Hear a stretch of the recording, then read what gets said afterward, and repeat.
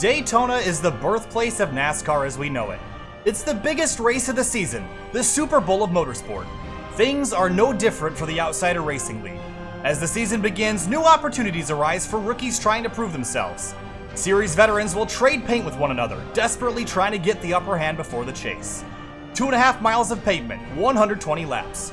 Each time around, the drivers will hold their breath, hoping they see the flag stand yet another time. And on that final lap, the only flag they care about is the checkered. The Outsider Racing League begins its fall season right here at Daytona, the world center of racing. Every driver here has a chance to win on the banks at the beach. My name is Kyle Heyer alongside Finian Acuna from SYM TV. Finian, season opening at Daytona is always a blast, but there's something special tonight. A little bit longer of a race, 120 laps. Gonna definitely be more of an endurance race than perhaps we're used to at a track like this. Yeah, definitely. It's going to be fairly long in distance. It's about, if I'm not mistaken, that should be 300 miles in distance. So, fairly long race, I think, compared to the rest of the series. So these guys are in for a bit of a long haul here tonight. There you can see the shape of Daytona. Obviously, your standard, not ovals, D-shape. 2.5 miles, 4 turns, but the speed, man.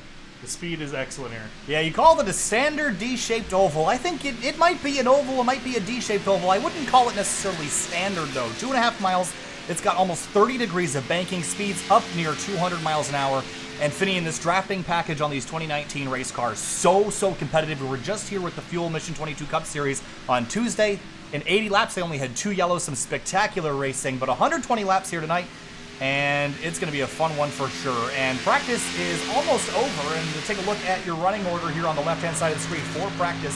And a couple new drivers in the field tonight. One of them, Jesse Pierce, of course, the drivers lit up in green. Your Dash for Cash drivers that'll earn themselves a little extra cash prize if they win the race tonight under green flag conditions. So looking forward to another very competitive race in the Outsider Racing League. We are over 30 cars strong tonight, edging closer to 35. So looking like it's going to be a really solid night. There is the banks here at Daytona. Very famous. One of the oldest ovals that NASCAR goes to. And it's also one of the most spectacular to look at. There is Lake Lloyd in the middle of the racetrack, and the sun is setting over the Daytona International Speedway. And Finian, it's a gorgeous night here. 81 degrees in the air, 82 on the asphalt. A mile an hour of wind out of the north with partly cloudy skies. I don't think you could dream up a better night for racing. For round number 1 of 2019 fall season for the Outsider Racing League. Of course, Eli Hinton coming off of a championship in that number 13 car. And of course, he's moved on to a different team this season, back to Hinton Motorsports. Actually, no, he's gone. Or I think he's on Emerson, or what Emerson's team? Yeah, so if you could correct me on that. Well, he's in the same Discord as Eddie Trejo and Mark Emerson. Yeah, I imagine that he's gone with them. I believe that was the case, and my apologies there. I remember that he had originally gone to Hinton Motorsports before he switched and changed over to that team with Mark Emerson as well. So qualifying about to get underway here. 5 minutes, 2 laps these drivers get to run the quickest time they can. Jeremy Miller, this is a gorgeous livery that he's got on that number 30 Chevrolet. The Valvoline scheme adorning the sides of that Camaro. Harrison Chandler, a new entry to the series. That is a very brightly colored number 91. Yusuf Ghali back in this number 12. And Finian, he's always been a competitor that can win the race. And tonight, with the green numbers on the side, going for that Dash for Cash, I think this is one to watch for sure. They're back with SWA Motorsports and the only Ford on that team. Everyone else in Chevrolet cars. We'll send his go to put his time down. But yeah, remember we were talking about him being one of the more competitive guys in the series. Obviously, the point sheet doesn't really reflect that, but just looking at him on a race-by-race basis, has been one of the fastest guys on track. So here he is starting this new season fresh and out of the gate with everyone else. I think he can definitely be competitive for the championship from the end of the season. How about Christopher on the number 5? This is a driver that's entered this series quite a bit before, but never on a full-time basis. I don't know if any of that has changed this time around, but really cool Days of Thunder inspired livery on this car as he works his way towards the green flag for his own qualifying effort. And my recollection is that these guys ran a shootout earlier in the week, and it was marred by yellow flags, Finian. So this new package, you see that really big spoiler on the back of Christopher's machine. How do you draft around here efficiently and not get yourself into trouble? Yeah, The keyword really is patience, and you could argue, in most other races, that's the name of the game as well. But I think especially here, and especially with this new package, considering how easy it is to draft up people compared to how it was in the past, you really can afford to kind of just linger around in the pack and just kind of bide your time. And when you need to step on the gun, you can easily just got to put the foot to the floor and you just kind of move your way up. It's very easy to do so.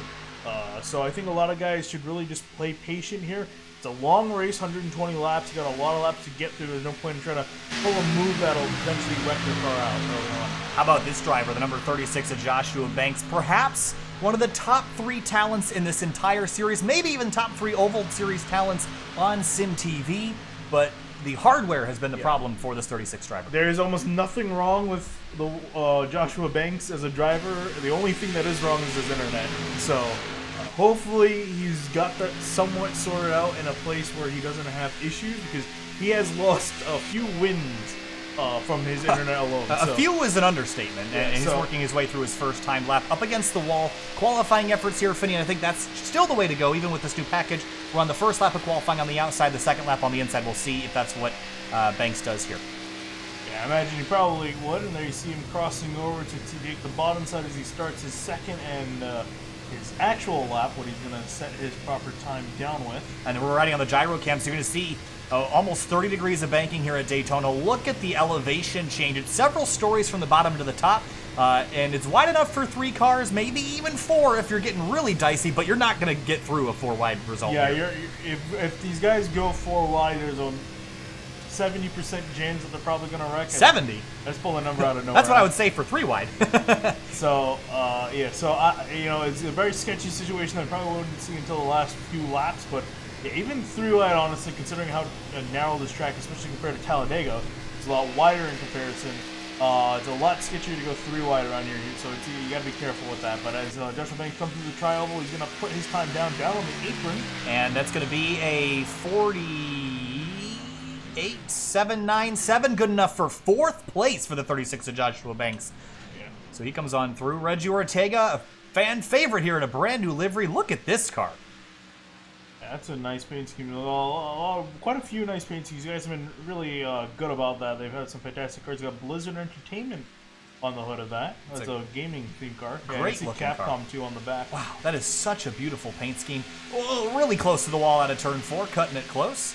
They'll come across the line. Angelo Ronis back again this season with Peak as a sponsor. He has not rolled yet. I don't think he's going to qualify. Adam Cabot on the back straightaway right now. I don't think he's going to get a lap in either in his Lawn Tech Camaro, but that car not changing. Bryce Calusa in the number 82. Looks like his vehicle is not come in yet. So and if we can go back to Adam Cabot for a second, he's on the track.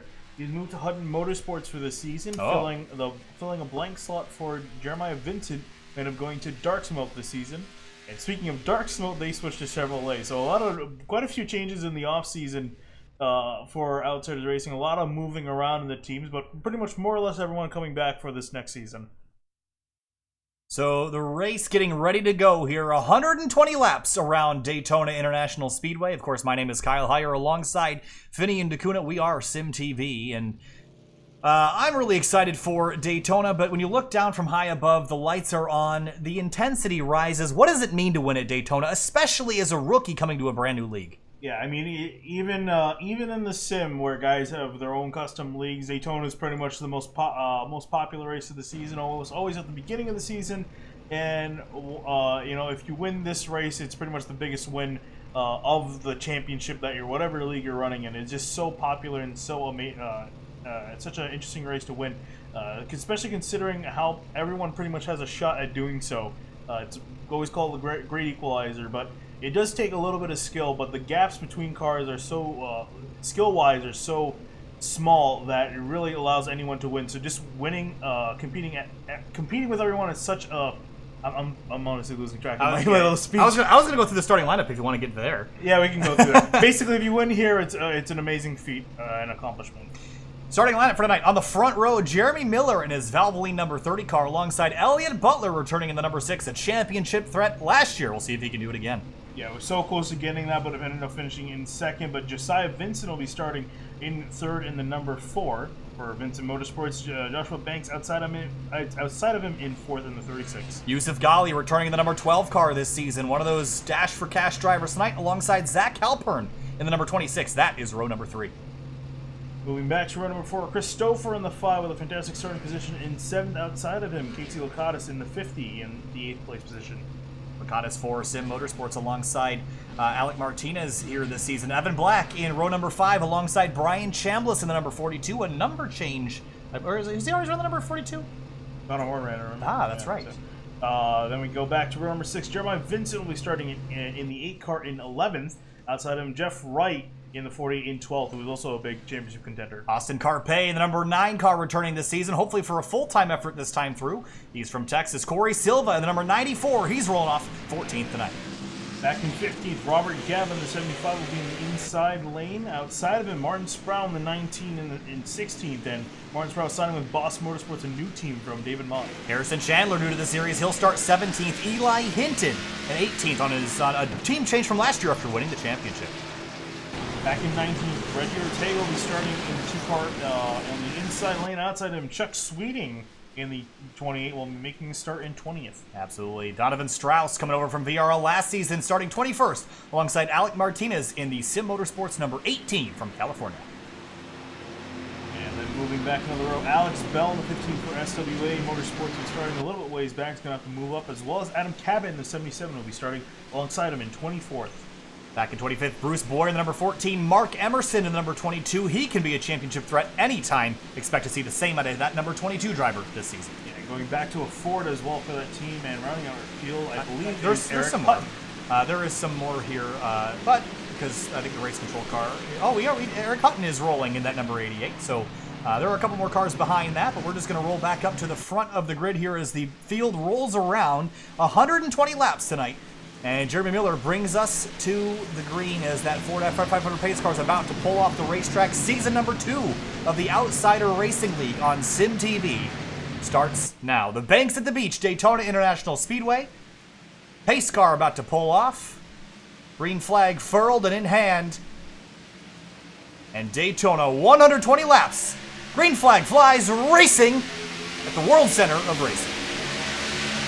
Great start for Elliot Butler on the outside, getting the run. He's getting a shove from Joshua Banks in behind him. On the inside, you got Josiah Vincent in behind the 30. Everyone's scrambling to try to get in line. What we saw last Tuesday with fuel was that the lines are very even between the outside and the inside, so pick a line that's moving and stick with it, because it doesn't matter which one you're going to be in.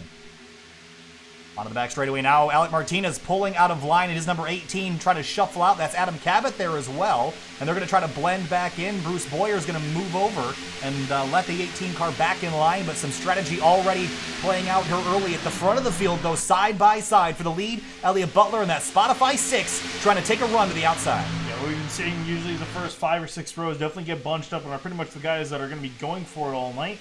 Everyone else usually kind of just ends up chilling out in the back of the field. You see Casey Lakatos pull out a line out of Halpern to get a view of what's going on up ahead. You can see a lot of guys doing that throughout the night. Evan Black, the number 92, riding in 10th place right now, and there's a lot of swarming going on up ahead. So early in the race, this is a long one, Finney. If we go green to the end, it's an hour and 36 minutes.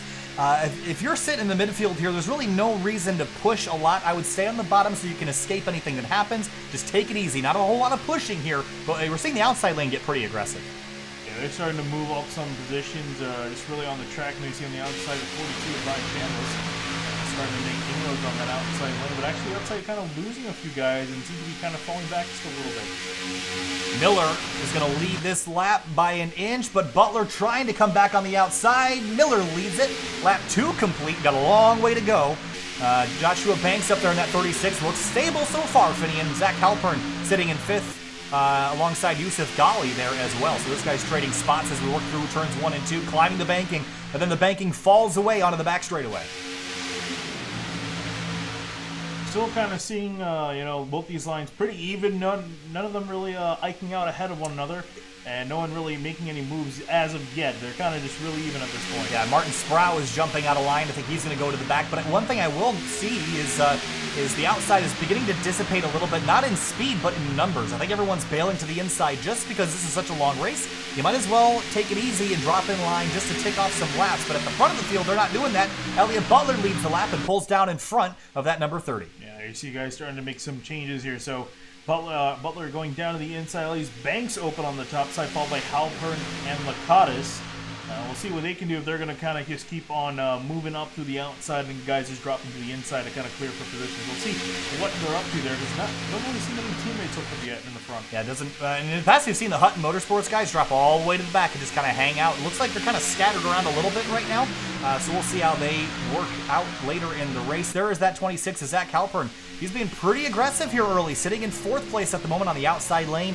My thought at Daytona is if you want to move forward, you choose the outside. If you want to be safe, you choose the inside.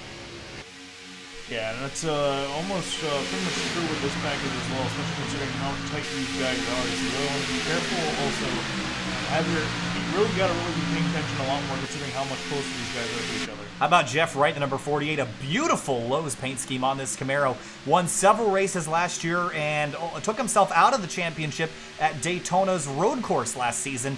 Ended up dropping down the order with only a couple races left, but we know he's championship capable. I expect to see him up at the top of the board at least later tonight, if not for the rest of the season. So he's one to watch. There's Lakatos again, new colors and a new manufacturer for the 50 car this season. Outside Josiah Vincent, that Coca-Cola car, but side by side for the lead, lurking lap number 5. Banks ekes ahead of the 6 of Elliott Butler as they come to the start-finish line. Banks leads, what I believe is his first lap of the season so far. And we're talking about him, the internet, kind of bringing him down to the wins column. He was actually tied for the most wins last season with Jeff Wright at 3 apiece. So definitely has some speed in that 36, and I can imagine they can definitely see him coming out with a win here tonight. Pretty orderly lines. The outside beginning to kind of gather some more cars in that list. You see at the back, that is Eric Hutton in the 88, who's just kind of snuck to the back of this group, and that is Reggie Ortega in the 2. And Cory Silva on the bottom of that green and black and white number 94 car. Of course, in 19th at the moment. He started in 14th, so he's dropped a few spots. But just trying to be safe right now, Finian. So early in this race, still a long way to go. I think it's smart just to take your time, figure out what your car is capable of, where you want to put yourself, and how to get to your teammate, because his teammate is way up, it looks like, where is his teammate? Thank you, 11th place Evan Black, right up the road. So a couple cars between them, and between Black and Silva as they work their way on lap number 7. Some shuffling at the front of the field, though. I saw Halpern kind of skating around there right off the bumper of the 50 of Lakatos down the back straightaway. Those two lines pulling dead even with each other. See Banks kind of go to the inside of Banks, maybe trying to get a little bit of a side draft there. You see him aiming at that quarter panel, just trying to slow that inside lane down so he can get a run on the outside, and also Miller with an aggressive push. Yeah, Lakatos looked outside there for a moment as they come to the start-finish line. 3 wide, no help for the 50, maybe dropping back to pick up his teammate. That's Alec Martinez all the way back in 29th place. So I don't know if that's what he's doing. I think he's trying to make passes up there, and he's trying to, but that's the 42 of Chambliss that's going to lock him out of that spot. Yeah, you're really going to need a lot of skill to make passes on the outside lane by yourself. We definitely see people do it, but it takes very aggressive drafting to try to get that to work. That is Jesse Pierce in the 17. He's already going a lap down, so not sure what's up with that car. And Adam Cabot also is going a lap down. So. Adam Cabot's off the race. No, he's not. He's having internet issues, I think. He's going to pull it off. Alex Bell in the 15, slowing to pick up Jesse Pierce in the 17, so some teamwork going on here. And the 15 is going to pick them up. They're going to have to hope for a yellow because they're going to lose a lot of time in this exchange. I think they're going to be making a pretty safe bet. The odds that we go green all the way to the end is pretty large, and I doubt that we will. I imagine we have at least 1 or 2 cautions in this event. Otherwise, that will be an impressive feat. So we'll see how these guys can go. For now, everyone's behaving very nicely. They have gone caution-free before. Remember Las Vegas towards the end of last season? That was a spectacular race, slipping and sliding around in the 1.5 miler. It'd be pretty tricky to do with over 30 cars at a plate track, but I've seen crazier things. All within 2 seconds of each other as well. Yeah, that's even crazier. We have 30 cars within 2 seconds. That is pretty wild as they come to the start-finish line, working their way towards lap number 10. Harrison Chandler in that 91, another new driver in the league this season, sitting 14th at the moment after starting 17th, so he's up 3 spots and a steady, slow climb, but he's, again, 110 laps to go, so really no rush here. Honestly, my favorite place really would be really back in 25th where Mark Emerson and AJ Travato, those guys are at. Just kind of eyeing the pack, keeping a relatively safe distance, so that way in case anything happens up in the front, you have enough time to react. So this is honestly the perfect place to be, I think, really for the next 100, not 100, next probably 80 laps or so. Alec Martinez again, a team switch, heading up on Sim Motorsports this season, driving the number 18 Grid Life sponsored machine, and a driver that has a lot of potential to harness. He won a couple races last season. I'm thinking back to a race that he should have won was Las Vegas. He definitely should have won that race as well as winning Kansas. So the 18, very talented driver, just needs to harness that talent this season. I think this could be a breakout year. Taking things slow and easy right now. We'll see where he ends up, about 80 laps as you mentioned. Meanwhile, up the road, I am noticing that Evan Black is still in 11th, and it looks like Cory Silva has drifted back to 23rd. So some different strategies going on here between teammates. A lot of guys staying up in the front of the field, and then also some guys dropping back, thinking, feeling that they kind of had enough of being in the front, and just kind of want to take it easy in the back. Because in the back is very relaxing. It's a lot like just driving around through, an empty highway, so to speak. You don't really have to worry about other guys around you. You just kind of ride the race out. And you see both lines pretty tightly packed together right now as we enter turn number 1, and I think the tight pack and the amount of draft these cars produce with these big rear spoilers, it's changed how the runs are handled. In the past, these cars didn't draft very well, and it really took a lot of effort to get lines moving. Now, not so much the case. You can build incredible runs. The problem is when you have big stacks of cars like this, you end up having nowhere to go, and that's what causes accidents. So far, so good. 12 laps in, and the leaders, Elliott Butler and Joshua Banks, they've refused to give it up. Still door-to-door, wheel-to-wheel as they exit turn 4. Banks is going to emerge ahead with a nice solid push from German Miller. You can see basically behind. I don't think he made a lot of moves. He has a lot of the guys behind him. Most of them are pretty much where they started in the line. Talk to me about engine temperatures, Finney, and how long can you push now, and what do you do if you're getting hot? Yeah, honestly, I would say probably more or less about the same, maybe a little bit less than before. Just due to the giant hole that these guys push through the air, there's a lot less air getting to that radiator to cool it down. So, you want to make sure, that's where you're going to see a lot of guys swerving on the straightaways, just trying to get as much cool air as possible, and also just maintaining distance to the car in front. And that's a big thing, because we have seen a car in the past, we saw a car in Tuesday blow up due to their engine temperature getting too hot, and they ended up causing a wreck due to it just happening in a really bad part of the track. So, definitely can happen, guys have to be worried about it. Josiah Vincent shoving the 6 of Elliott Butler, a big push to his rear bumper. And it's going to lock out the 36 from the inside lane. So that's kind of shifted some things around. But Jeremy Miller took the top spot that time through. Yeah, went to the top side ahead of Joshua Banks and used that to get ahead of Butler. So now he will lead a lap. And everything remains more or less the same up in front. Austin Carpe in this number 9 entered a couple races last season. It's that 9 Clover-sponsored car, the Kyle Larson-esque thing with the blue number there in the outside lane to Yusuf Ghali. This driver showed a lot of promise last year in the limited races that he ran, so I'm curious to see what he can do this season in a more full-time effort. See Christopher back there in the 5 as well. We've seen flashes of greatness out of him, especially on the IndyCar side. And what do we say about this new package, Finian? At the 1.5-mile racetracks, it drives a lot like a terrible IndyCar. So maybe Christopher has something to say about the championship this season if he enters all the races. 15 laps into the first round of the season for the Outsider Racing League here at Daytona. Of course, you're watching SYM TV, and we got a lot coming up for you this fall. An Outsider Racing League on Saturday nights at 10 is one of your things. There is Adam Cabot. Looks like his connection has stabilized, but he is now 2 laps down, has a long way to go. The good news is this race is so long, I think he's got plenty of time to get himself back in the picture for the race.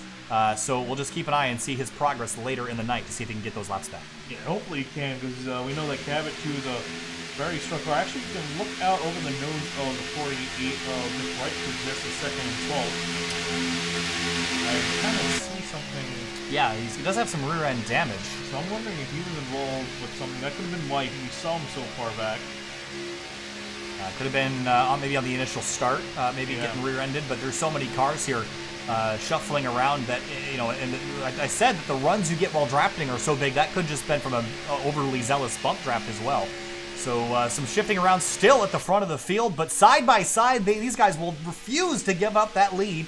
And look at Banks back to the outside with the push from Halpern in the 26. Halpern helping out Joshua Banks on the outside of it. Looks like these guys are going to get a little easier. You can see the inside lane gain a huge amount of steam on the inside. 2 cars clear of the 36. So Halpern not really being that aggressive on the outside. Probably too Banks' dismay. See the manufacturers there, a bit more even lineup than we've seen in the past. Look at Butler sliding to the outside lane in front of the 36. Manufacturers, though, some more Camrys and Fords in the field this time around, but look at that 36 of Banks shoving and pushing the 6 of Butler through the corners. Is that a no-no this early in the race, or is that what you have to do? It's kind of a no-no. There's not really, at least I don't think there's much of a point in pushing this early. It's really just more of a potential cause for a wreck. You see him be aggressive, and it looks like, 3 wide. For the top spot, Butler gets sucker holed right through the middle, and it looks like Banks is going to head for the outside lane and take the field with them. So how does the 6 car get himself out of this situation? Some shuffling. Ooh, I'm smelling some blood in the water here if that 6 car is up the middle. Yeah, it looks like a lot of guys are not living in the room. So now it looks like actually through that, looks like Butler and Halper are still stuck on the outside. So you see Butler dropping back here. He struggles to find a place in line. It's Joshua Banks in the outside lane that's dropping backwards. Butler's up the middle, and Josiah Vincent has jumped to the top spot in this outside lane. And look at Halpern all the way back to 19th place after running 4th last time by. So that's incredible. Still not entirely clear just yet. It looks like he's going to tuck in behind Hunt now. And actually, it looks like Banks is maintaining that outside by himself. And this is what I was talking about. You can stay in that outside lane, but you got to draft properly and use the side drift to your advantage. And it looks like he's starting to do that. He might be able to get back up there himself. Scary moments here as we're 3 wide in the middle of the field, and Banks on the outside looking in, trying to slide his way into line, but Carpe is in the way of that number 9 car in the middle of the racetrack. Banks still trying to side draft, and he's going to do it. He's going to side draft all the way up around to the 6 car again. He's going to try to get to the top spot all on his own. Yeah, look at that. Whoa, I see Golly checking up a little bit on the inside. That pushed that lane up a little bit. That could have been a wreck there, and you see there's a Mustang pulling off to the side. Eddie Trejo's 21. And Motorcraft forward, so he's dropping to the back, but Banks still trying to charge up there in the front. Josiah Vincent up in the lead for now. Yeah, this is making me nervous. These guys are racing so well 3 wide, but you can only do this for so long before someone's going to have to make a mistake. 20 laps into the race, so we're going to see our first yellow. Look at the 6 and the 36 now. They have to work together in that outside lane as the 42 and 4 lining up in the middle to just make a run on that inside lane. Oh, and you see Banks get a little bit squirrely. They're pushing that 6. We'll see what they can do now as they go through turn 1. Banks got to stay up with them, otherwise they're going to drop like a rock. Wow, this is crazy stuff. 2 and 3 wide throughout the field. For the top spot, it's Miller and Vincent, but the outside lane trying to come forward, that's Butler and Banks. It looks like they're still able to maintain there, which is nice. Josiah Vincent kind of just trying to manage the pack here. He's stuck on the outside. Looks like he's trying to carry Jeremy Miller, but Miller now mounting a charge to the inside as well as those guys still up there on top, not really able to move entirely forward, but they're not dropping back either. So they're kind of in a weird limbo on that 3rd outside lane. 3 wide for the lead. Lap number 20, 100 laps to go, and we're still racing like it's the last lap. Vincent leads that lap. Butler in 2nd, and now they're trying to trade spots. Oh, and they're almost clear of Brian Chandler, so it looks like actually they're going to be able to slot back in. There you see them finally get back in, and we're back 2 wide after some interesting 3 wide action there. I can't believe we got out of that unscathed, and now the inside carrying a lot of momentum. Josiah Vincent, that Coca-Cola sponsored Chevrolet Camaro on the inside, and I see the 48 of Jeff Wright creeping into this picture, as well as the 77 of Adam Cabot. Remember, I said earlier, he's got a lot of race left. Well, he didn't drop to the back of the pack to stay out of trouble. He's going to try to race for one of his laps and try to get to the front of this line. The problem is he's going to have to bank on a caution at the moment. Not entirely looking likely, although if we go 3, maybe even 4 wide again, I think we might end up getting that caution. However, he's playing a little bit of a risk. There's a lot of the wrecks with the new pack they have in the front of the field. Where all the action is going on. So that's my only concern with that. Now looking at Jesse Pierce and Alex Bell, who helped pick them up, but it looks like they've lost a lot of time. Yeah, I'm nervous about this. And even Mark Emerson, if you look in the background, you see the blood in the water here. Mark Emerson off the pace, dropped behind the field, and I don't see any damage on this car. Oh, there is damage on this car, so I think you can fit the puzzle pieces together and find out what happened to these 2 cars. So that kind of makes sense. Maybe Emerson and Cabot had something happen with them. That's what we're assuming based off the damage. With a fuel catch, Mark Emerson, he'll be put a lap down, which is not the end of the world. It could be worse. It could be an Cabot shooting a 2 lap down. So we'll keep an eye on that scenario with the pack approaching on lap car. Pack is 2 wide, about 12 deep as we roll through turns 1 and 2, quickly closing on the 22 of Emerson, and there's Chuck Sweeting as well. So Sweeting's actually going to go a lap down first, but this is like looking up in your rearview mirror and seeing a dump truck about to rear engine. Yeah, there's nothing you can do here. You're just a sitting duck. Yeah, pretty much nothing you can do. I'm actually kind of curious if you guys are going to pull to the outside or stay on the inside. We're about to find out as they roll through 3 and 4, carrying about 20 more miles an hour worth of speed. As they exit turn 4, we're going to try 3 wide as they come out. No, they're going to get back in line. How are these cars going to handle the lap traffic? Lap 24, is this where we see the trouble? He's going to pull to the highest end of everything the same. Yes. All the way, so doesn't look like we're going to have any problems. Very responsible driving by both those lap cars. I think we're going to get through this unscathed, and it looks like we do. Boyer got a bit close to the 22 there, but not a great start for the 22 of Mark Emerson or for Chuck Sweeting. So there must have been a multi-car incident because Sweeting has some damage as well. Yeah, so we have Sweeting. Oh, whoa! Jeremy Miller makes a bold pass to the inside of Butler. They go 3 wide for a minute, but it looks like they're coming back. No, they're still going 3 wide. Close quarters here. 3 wide through turns 3 and 4. Miller went to the bottom, right on that yellow line. Remember, don't get yourself below that line. You'll get yourself a penalty here. But Miller was able to stay on that line and get a nose underneath Elliott Butler, and I think there'll be some question marks about that. I guess we'll see how that was ruled later in the race, but for now, the 30 is going to get away with it. He moves himself up into 4th place, a phenomenal pass for that Valvoline Camaro. Yeah, and Gali was trying to get the lead there, using the kind of stack up to his advantage. However, they kind of got sorted out before he can get to the lead and get clear of Josiah Vincent, who's now trying to face down. Down the back straightaway now as we work probably through the 3/4 mark, maybe the 2/3 mark of a fuel run. Green flag pit stops can be really troublesome at restrictor plate tracks. Why?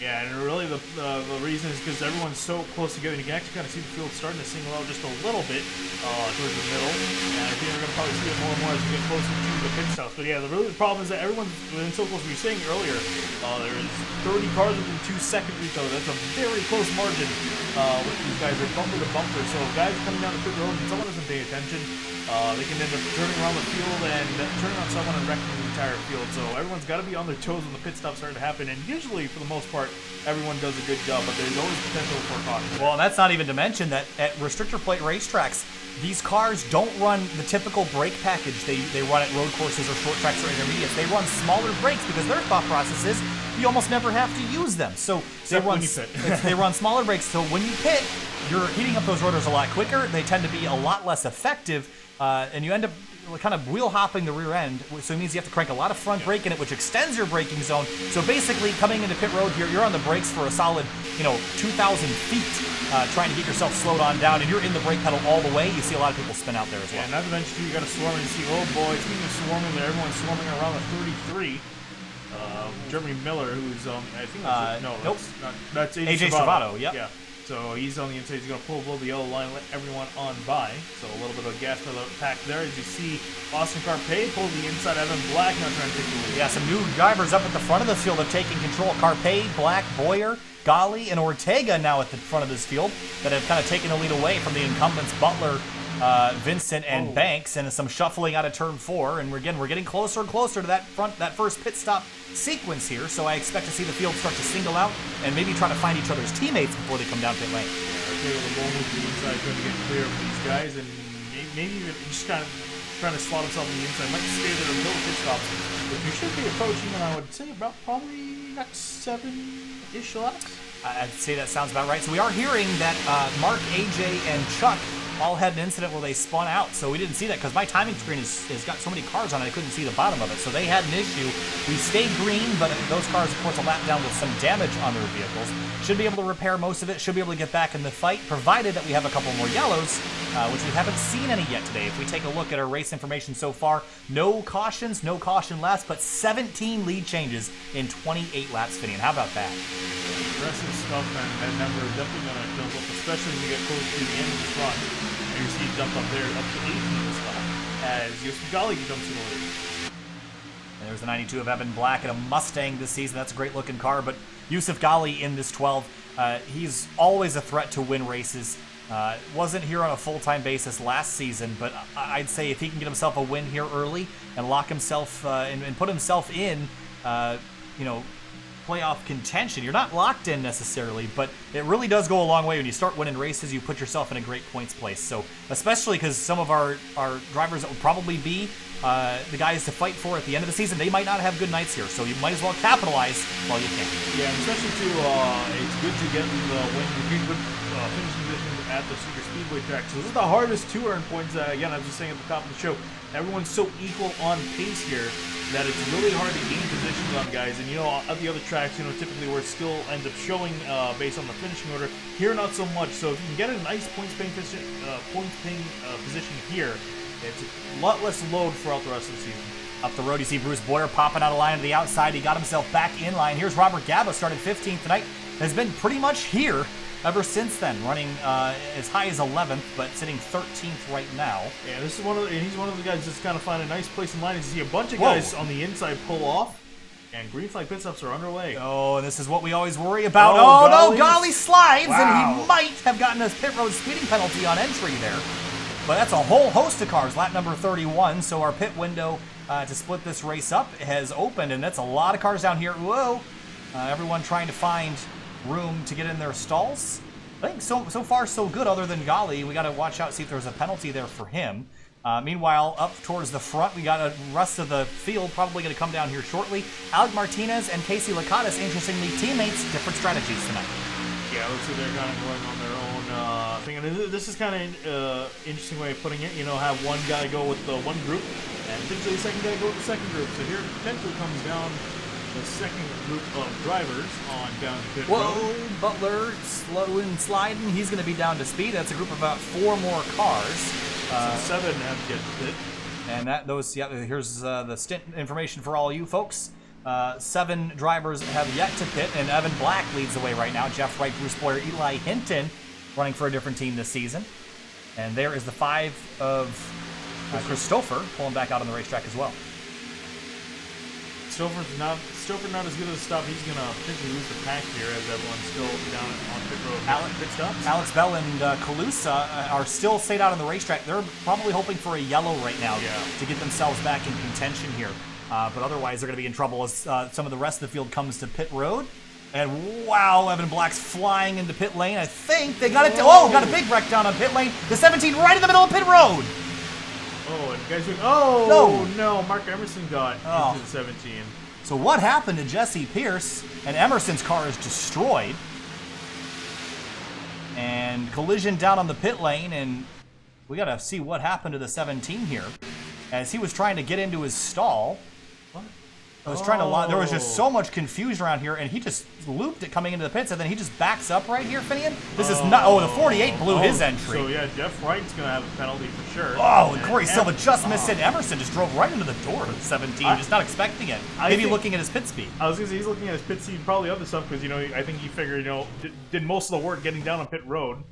And with everyone also, pulling out last second too, I don't think he was able to see much. So this is what you can see from his angle. You see just guys kind of, going all over the place. Right here. The field's in a park. Oh, snap, there's a car. And slams on the brakes. Nothing you can do. Yeah, Emerson's probably in real big trouble. Now the 48 of Jeff Wright completely blowing the entry. So that'll be a penalty for him for sure. Wow, Cory Silva just missed that whole shenanigan around pit road. Here's his view. Yeah, I think he was with that car that made a very big dart, so everyone is kind of pulling in. I think you could really see, and then saw a car, great evasive action.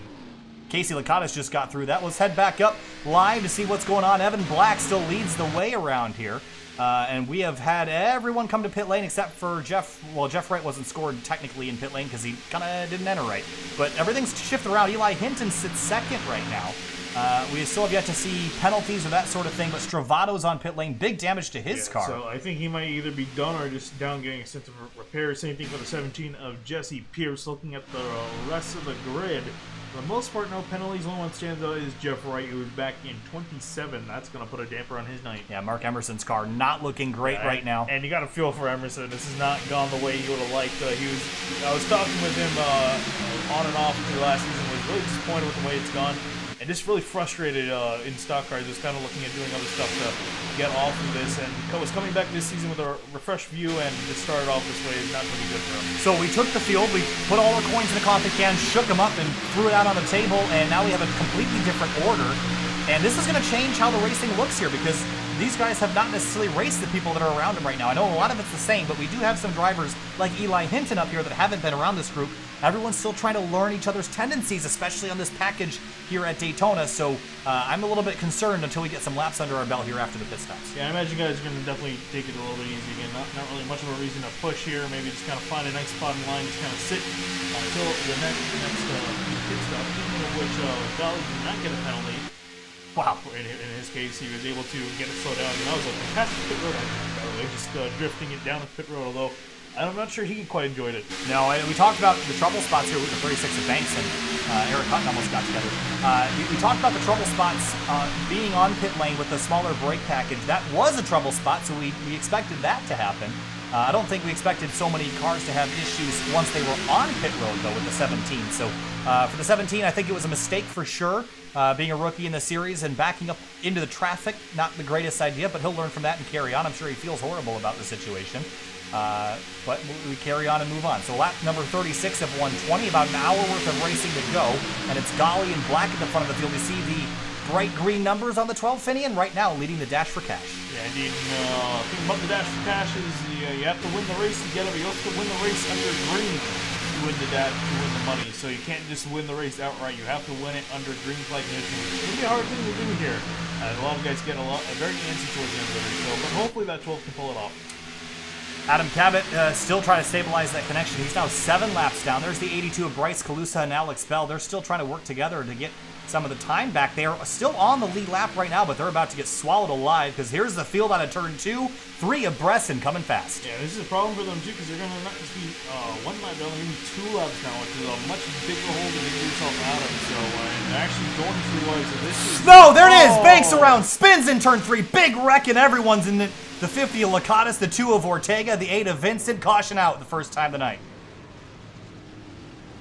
And down the banking, Banks involved. There's a 42 of Chambliss, also with some significant damage.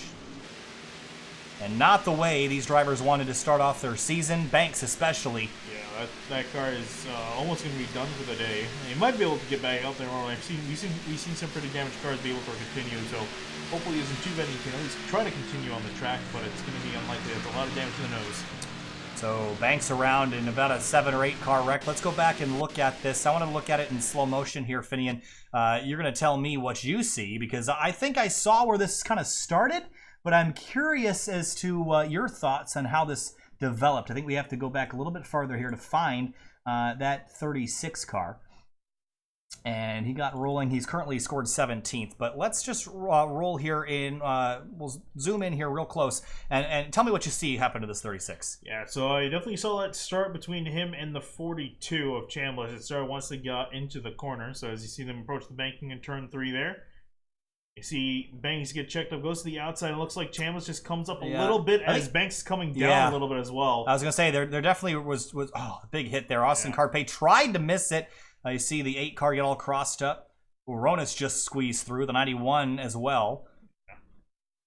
But really an unfortunate situation as they enter the corner. Yeah, I think the 36 is coming a little bit down, the 42 a little bit up. They get together here. The 88 of Hutton just squeezes through. And I think the reason why Banks might have come down a little bit is that he saw lap cars up ahead and was maybe preparing to potentially go 4 wide. So that could have been a reason why he went down there. So let's ride on board with Jeremiah Vincent here in slow motion to get a better look at what he saw from his number 8. And there's really not a whole lot you can do here.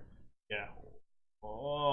You got into Reggie Ortega, didn't get any damage. There he got some damage off of the 42 of Chambliss off the left front. I think also has some damage in the rear. Let's watch this back at full speed again, and we'll get a better look at this from high above the grandstands here. And you're going to see, again, I think the 42 comes up just a little bit right here as the 36 coming down. Yeah. It's just so slight. But again, full speed, not much you can do. Ortega gets turned around. And Banks probably got the worst of it, I would say. Yeah, I think that's safe to say he got the worst of that ordeal. And here's Lacatus' view. He got dinged up a little bit. Doesn't look too terribly bad on the 50. That's a pretty decent hit to the nose. Another to the nose and got hit in the door. But I mean, compared to everyone else. Yeah, actually, it doesn't look too bad, does it? Actually, Ooh. Oh. I don't really know what happened, to be honest. He damaged the nose and then magically fixed it, so I'm not sure if he's actually damaged the nose or not. So let's check back in, I guess, and we'll see where everyone stands. Licata's sitting third right now. Let's check in with the 50, see what it's looking like. Looks okay to me. It looks okay. Don't know if it actually is, considering the way that we saw that kind of fix itself. So, could have some damage. Definitely seeing it on the left front and a bit on the right side door in the rear. So, pit stops did occur under that sequence. It looks like the top 4 have stayed out. Everyone on back has come in a second time. Just trying to think about it in lap terms. We are third of the way through the race here. We're working lap number 40 of 120. So far, this has been the only incident we've had. And it was just a simple miscalculation of where these guys are placing their cars. Bound to happen eventually, especially 3 wide. Unfortunately, for a couple drivers, I don't think it'll be the end of the night, but certainly the end of their competitive stature out there. I do want to take a look at the 18 of Alec Martinez because we haven't checked in on the 18 for a long time, and that car is completely without any sort of scratches or damage. He's just kind of hanging out towards the rear and planning on maybe going later in the race. Yeah, it's been doing him wonders, and I'm sure a lot of guys also who love to see that come out. Actually, it looks like they came back down on pit road. I was going to say, because some of the guys that were a lap down had a shot of getting their laps back, although it looks like they came into the pits again. Mark Emerson has managed to get himself back on the lead lap, and that car is mostly repaired. Yeah, got the nose back on it, so things looking better for the 22. Sweeting's still a lap down, and Stravato, Jesse Pierce, and Adam Cabot are 4, 5, and 7 laps down, respectively. Yeah, Stravato's car is pretty torn up. Jesse Pierce, that car looks like it's mostly repaired, at least on the rear and front end. So that car should be reasonably competitive, but I think he's too many laps down to get enough laps back to be on the lead lap. But you never know. Adam Cabot, his car, other than the rear, looks perfectly fine. But again, 7 laps down, that's a really large hill to climb here, even with 80 laps to go. Is that right? Yes, 80 laps to go. So it looks like we still have all 34 guys that we started with. Every single one of them is out there running on the field, except for actually Justin Banks. Who still looks like he's definitely still in the server sitting on pit road, so we'll see if he can get that fixed somewhat and get back out with the field as we got 1 lap to go. Lights are out on the pace car. We'll go back green here. Maybe we're going to do a SYM TV sound surge on the restart, I think. And of course, we'll crank the sound for you, get your volume turned up on the computer at home, and we'll, as soon as you hear that volume come back down on our end, make sure you turn yours back down so don't blow your ears out. It'll be our first sound surge for the Outsider Racing League fall season this year. And up front, Eli Hinton, the reigning champ, in that number 13. Choosing the outside lane. Thoughts on the lane choice here? Does it even matter? I think it definitely, I think it matters. I would prefer to probably be, actually, no, correct what I was going to say. I was going to say I would like to start on the outside. I'm going to correct that. I would say I would like to start on the inside lane. Because these guys are still going to be getting up to speed pretty much until they get to the back straightaways. So, in the inside lane, short way around, you're easily going to be able to take the lead. Although, again, if he finds someone better to work with, in this case, Josiah, looks like he's going to want to be starting in front of him. That could also be a thing to look out for as far as picking the lanes. So up front, we have a pair of Mustangs on the front row, and then it's Camaro Mustang, Camaro Camry. Rest of your top 10. So we're going to do a SYM TV sound surge. We'll come back to you in a moment. Here we go.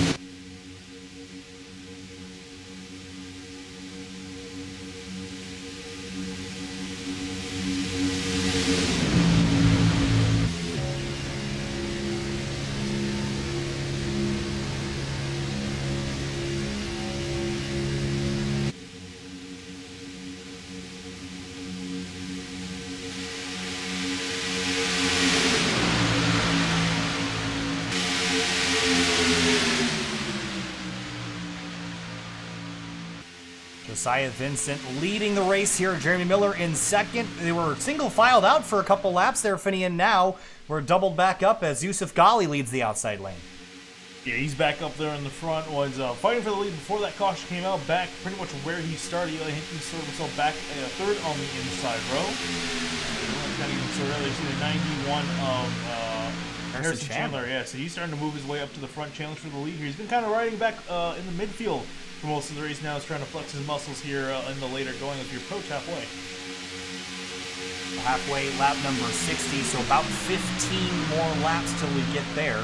Jeremy Miller sitting third, our pole sitter, looking really strong today, I must add. He has not had the greatest of luck in the Outsider Racing League or the Virtual Racing League, but things are turning around a little bit tonight, but still got a long way to go.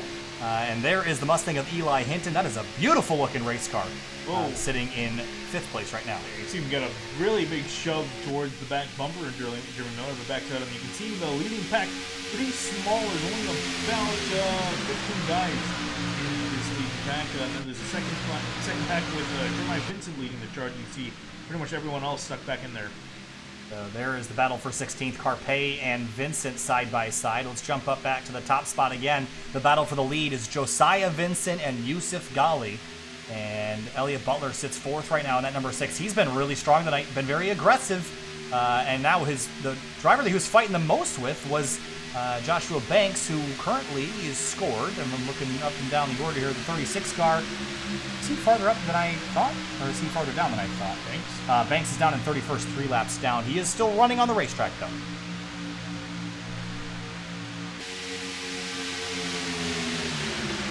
Eli Hinton was so impressive at the end of last season. Had a really rough start. You know, Sonoma went okay, but there was a bunch of races where he was probably the fastest car there and wasn't able to win any races. But then we got to the latter half of the season, he just began rattling them off like it was no big deal, and a serious threat to repeat as champion this time around. Yeah, definitely don't take him out of races because he moved team and changed the car. He's still as competitive as ever in that 13, so we'll have to keep an eye on him this season. As well as a lot of other guys. Very competitive series last season with a lot of competitive guys. Some of them dropping out, but this season with most of those guys returning back stronger than ever, I would say. We're really looking forward to the way this year plays out. Yeah, 2 very discrete packs right now. This is interesting. You never really see the field separate out into 2 evenly sized packs, but the front and rear pack are being just as equally competitive. Yeah, only problem is these guys are slower by about 0.6 of a second a lap than the leading pack, so they're losing a lot of time back here. So that's the one thing they got to be careful of, is that they don't slip too far back. Otherwise, they're going to be a non-factor in this race. Should we not have another caution? And considering we went over 30 laps without one, I wouldn't say that's unlikely with how these guys have been racing tonight. Very, very strong racing this evening. 23 lead changes in 48 laps, only 1 yellow so far tonight as the field works through 1 and 2 and onto the back straightaway. This front pack getting pretty racy here. Finian Ghali takes the lead away. It doesn't look like he's quite clear of the inside. The slot in front of the 4 as they get by. I think that's Joshua Banks in the outside lane. Yeah, Banks is trying to kind of find his way. He doesn't look. Whoa! I think is that car spinning? Oh no! The 6 car of Butler in the fence. Oh, and I think he's blown an engine. Oh no! The motor destroyed on that 6 as he pulls down the banking. And this is just like last Tuesday in the Fuel Racing League. Yeah, he's done. That car is destroyed. Yeah, so it looks like, and I'm guessing this is what happened, is he ran hot in the middle of the corner and then pulled out a line to try to prevent guys getting into him. He was right on the 12 car into turn 3 and had an issue there. Yeah, he pulled out a line very quickly and then got into the back of Boyer, but no more damage. He was the only car involved in that. And then, of course, out of turn 4, you see everyone scatter to miss him. And they're not sure. You can't, if you're buried in the pack, you can't see where the smoke's coming from. You just know that it's there. Yeah. So, unfortunately for Butler, that's going to be pretty much day over for him. This race is going to have to let his teammates carry on the mental. 2 of the strongest cars in the race out relatively early here at Daytona. Joshua Banks still competitive. Well, no, that's not the right word to use. Still in the competition in 31st, 4 laps down, but that car pretty much not going to be able to win the race. And Elliot Butler done for the night. That motor's toast. Still very racy up at the front, though. 91 of Harrison Chandler. He didn't miss a beat. He was able to get right by that number 6 without any contact. And how about also Eddie Trejo in 7th place has been pretty quiet so far in this race, and now he's trying to flex his guns. Got a win in the VRL, the sister series. At Gateway, I believe. Yeah, at Gateway. So got his first win, and we felt really happy about that. And ever since then, has been looking a lot stronger in the Cup Series. So look at this night. He's been as low as 35th, as high as 2nd. That's quite the evening. Yes, he's been from the back to the front and everywhere in between, and has mostly remained in the front in this later part of this race, where it's where it pretty much matters. Josiah Vincent's been really strong tonight in that Coca-Cola Camaro, and potentially one of the favorites to win this evening, alongside Yusuf Ghali. And Jeremy Miller's been up here all evening long, and Eli Hinton's looking stronger and stronger as the laps tick off. A big shove there for the 30 and the 4. And I think the other thing to talk about now is we talked earlier about the engine temperatures, Finney, and that is definitely a factor, as we saw with Butler blowing an engine. Didn't take very long either. Yeah, I'm kind of surprised that it happened in the outside lane. You know, typically I would imagine more guys would overheat on the inside, just being kind of cramped in a space. There's not a whole lot of movement. Outside, you can pretty much dip out an entire lane and get clean after that car. Inside lane's a lot harder, but unfortunately, in that circumstance, you got to be careful, especially if you're a guy like Miller. You got Ghali right next to your door for most of the straightaway. You have to be also try to cool that engine. You see the second pack's pretty much single filed out. Looking at the lap times last time through, Alec Martinez ran a 45.0, and that was quicker than leader Josiah Vincent by about 0.2 of a second. So they might be able to begin reeling in those leaders if they could just get some solid laps together, pushing and shoving. And look also who's right behind Alec Martinez. That is teammate Casey Lakatos. So those two teammates finally teamed up, working lap 52. That is their best lap. I think you're right about that. Yeah. Thank you for clarifying. I gotta fix that right. Anyway, carrying on. But they have actually been on a much better pace, so they're only slower by 0.2 of a second, and it looks like they're actually starting to make some inroads by single filing out. And they're a little bit slower than that time, but they've slowed down that rate of loss. So if they can kind of turn it around and start closing in, that'll really help them out. Onto the back straightaway once again. The front group, 13 cars strong. Evan Black is tacked onto the end of this group. And there is teammate Cory Silva right in front of him. Silva almost got involved in that wreck on pit lane with the 17 of Jesse Pierce. So he was able to miss that. And both these teammates running pretty strong. Closing in on the halfway point here in this race. All right, I want to ask you, as of so far, who is your favorite to win the race now that we lost some of the drivers that we probably would have thought would have won? Looking at the guys that we got pretty much in this pack, again, unless a caution comes out to really change up the order, and I think the winner is probably going to come from this group of guys on screen here. I think probably the guy that's impressed me the most, probably Yusuf Ghali on that 12 car. He's been looking really strong, also a dash for cash, so he's definitely going to be trying to win to get that money, because he's got a really solid shot at doing so far. Jeremy really comes in front of him to clear him. Yeah, well, that was a really close shave there with the 12. I got my money on either the 4 or the 13. Josiah's been super consistent so far tonight, and Eli Hinton, you can never count him out. Remember he won a Talladega race on his door a couple seasons ago, so we know that 13's good at the plate racing stuff, and you see the 30 jump down in front of the 4 again, so he's taking control of this race, and Miller, your pole sitter, back on top here working lap 55. Yeah, Miller also is down to a sleeper. He might also, honestly, you might want to throw him into that mix of guys potentially winning. He's been up here consistently through all the changes we've had in this field. That 30's been kind of lurking in here, and now he's taking the lead and trying to lead some laps here. And a bit of a push on corner exit. That's a bit of a scary moment there. And you see Ghali creeping up on the left side of that picture. And big, heavy push. Watch the right rear quarter panel, though. You don't want to hook a car into the fence. We've seen that a couple too many times. I think really a lot of these guys have been pretty easy, just pushing in the straightaways, not so much in the corners, taking it easy. Also giving the engine some time to cool to the corners, which is a big key, as you see Vincent very close up behind the 30. 48 of Jeff Wright is able to recover from that whole pit road incident because the penalty that he received didn't really end up mattering after the caution came out just a couple laps later. So he's got himself back inside the top 10, looking really competitive right now. Again, probably should have won the championship last year, but had some issues at the Daytona road course, ended up pulling him out of the championship. Yeah, had some problems later in the half of that chase, and that really put him on the back foot. Ended up finishing, I believe, in third. Butler was able to pass him. And if you remember at Atlanta, the 13 did not have a very good race. He crashed early in the going and was several laps down. So if the 48 had been in that race, things might have been a little bit different.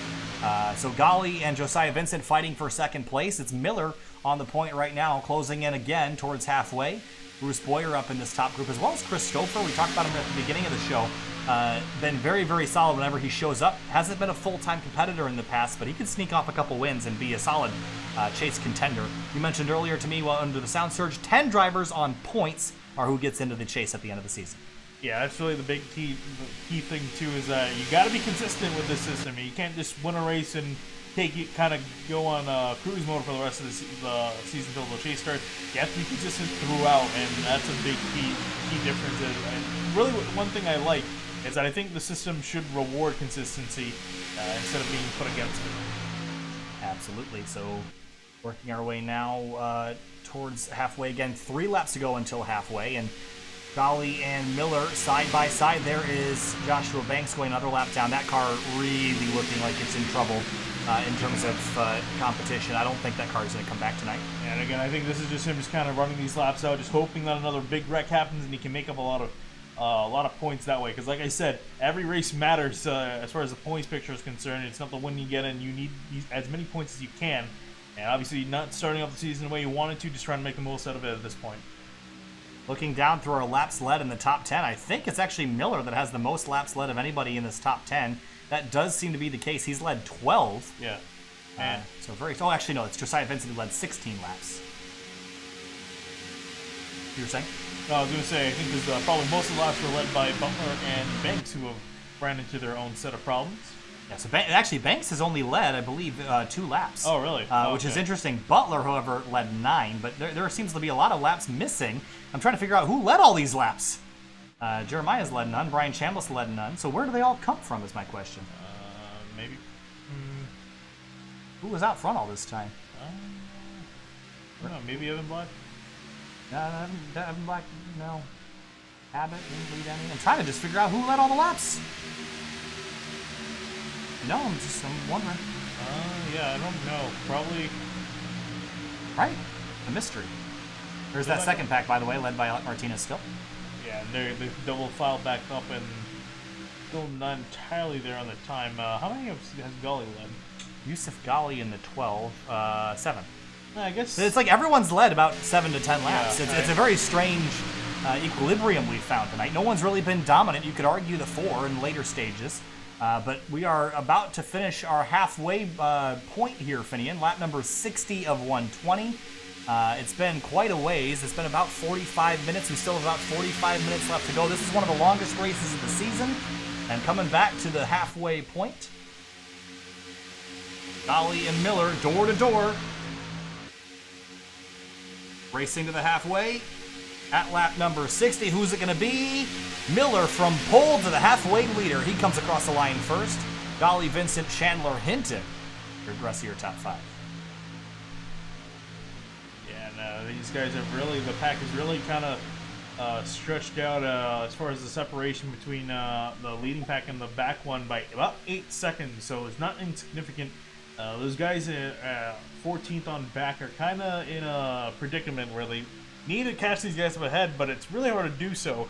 It's not like the old tandem drive system where you can just pair up with another driver and fly off into the distance. You pretty much kind of stuck in a pack and have to work together with that pack, which is easier said than done. There's some shuffling going on at the front of the field still, but I'm thinking we're going to run green for a long time at this point. And speaking of which, we can get a look at the laps since pit for these guys. Oh, yes. So we're coming up on pit stops here in about 10 laps. Roughly. We saw our first green flag pit stops at lap 31 the last time through. So 7 to 10 laps. I think we'll start seeing people hit pit lane, breaking this up into roughly 30 to 35 lap segments. And of course, the caution threw some of that out the window here a little bit. So still kind of off sequence there. But we're past halfway. You can... if you go another 30 laps, 40 laps from here is lap 100, so you can make it on 2 more stops from this point. So I think that's what we're going to see people do.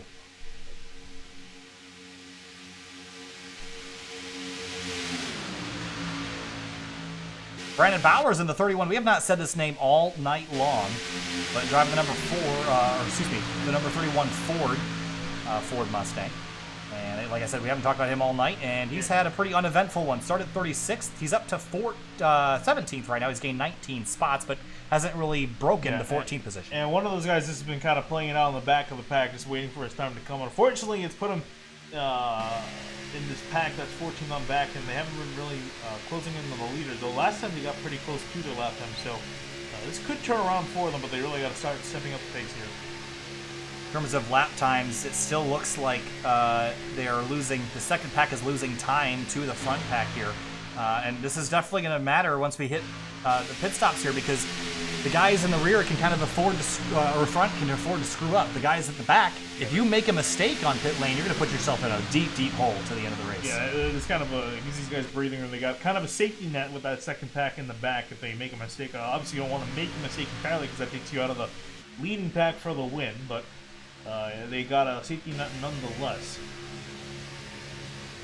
Josiah Vincent started third and running third right now, 64 laps in, but he has been up and led about 16 laps earlier tonight. And Yusuf Ghali on his outside, you see him right there on the right side of your screen. And Yusuf has just been so impressive. Remember at Indianapolis, I think it was it 2 seasons ago or 1 season ago, where he just absolutely crushed everybody through most of that race. So we know Yusuf's really good and really solid, and he's showing that tonight. And still leading the Dash for Cash. Now remember, to win the Dash for Cash, you need to win the race under green flag conditions. But look, Ollie's been the only driver in the Dash for Cash that's really been up inside the top 5 for most of the night. Yeah, consistently too. So he's probably the guy that's got the best shot at it at the moment. Obviously, Boyer and Trey are in that pack as well, but they just haven't seemed as strong as Ghali has been and as dominant as he's been. Because Ghali's been up in the front, chasing down the leader. Trey and Boyer have been very patient. They might be a factor late in this race, but they've just been kind of almost a little bit too patient early on. So the window's open to make it on 2 stops from here. You can split it into 2 pretty even 30 lap, 25, 30 lap segments. So why would these guys wait until later to pit? I think they want to stay. They want to stay out as long as they can for caution. Because obviously, there's no point in spreading out into even stints for the tire wear, because tires really don't wear all that much, and really just need. You can take them pretty much as a thing with fuel. So you're more worried about the fuel with this, and the best thing you want to do is try to run out the tank as long as you can to prevent being caught up by the cautions. And also, too, you want to make sure you're pitting with everyone else in your pack, because you do not want to pit by yourself. You're going to easily lose the draft by doing so. So you want to come down and release a few other guys. So some shifting around up towards the front. It looks like Eli Hinton is hitting pit lane along with Eddie Trejo. Yeah, those guys working together. So he has at least one friend to work with. Obviously, Mark Emerson taking out of it as well earlier on in that equation as well. So it's just these 2 guys for DT Racing. And they're going to slot into their box. Nice clean entry for the 13. Only 2 drivers, though, Finian. The importance of coming with a group perhaps can't be understated. Yeah, definitely cannot be understated. It's pretty much the best scenario is to come in with a group or a few guys, especially as guys have better pit stops than others. If you get a little bit messed up on your stop, you're not completely, pardon my language, screwed from losing the draft. You have some other guys to work with. I didn't know you spoke French. Out of turn 4, no one else from the lead pack, but let's jump on back to Alec Martinez, who leads the second group. We'll see if anybody comes this time through. Looks like you got some. Nope. No takers here either, and we're going to jump back even further. Might be a couple stragglers, and just some. There's Eli Hinton rejoining the racetrack now, and he'll manage to pick up a Drew. He might be in trouble here, as the 21 is going to lose a little bit of ground. So they're going to lose time on this sequence. So Hinton didn't really end up pulling this perfectly with his teammates. So again, the importance of a group can't be understated. This front group looking like they're getting pretty aligned here. Just waiting to see what happens. Some of the outside lane guys are trying to dive back, and we could be potentially seeing a pit stop here as they come out of turn 4. They're also approaching Eddie and Eli up ahead, and they're all going to stay out another lap. So back to group number 2. What's the consensus up here? Looks like no one here either. So wow, it looks like Hinton really bailed early. I don't know. I mean, there's not really any benefit to really coming in early. None that I can see. But there's no benefit to coming in later either. So there is, because you get less chance getting caught up by a caution. That's true. That's true. So that I would say it's better to come in later if you can. So those guys coming in early, and everyone else still waiting to make the pit stops. And Hinton and Trejo really need this to go green at this point. So otherwise, their strategy is pretty much in trouble. So out of turn 4, the front group again is going to bypass the pits. And jumping on back to 12th place Martinez. So, the 88! No! Motor blown on the 88! And Eric Hutton has blown a motor That's going to be the end for his day. The second car on the field that has blown an engine. Wow. The 88, he was pushing the 18. And let's just ride on board here and listen.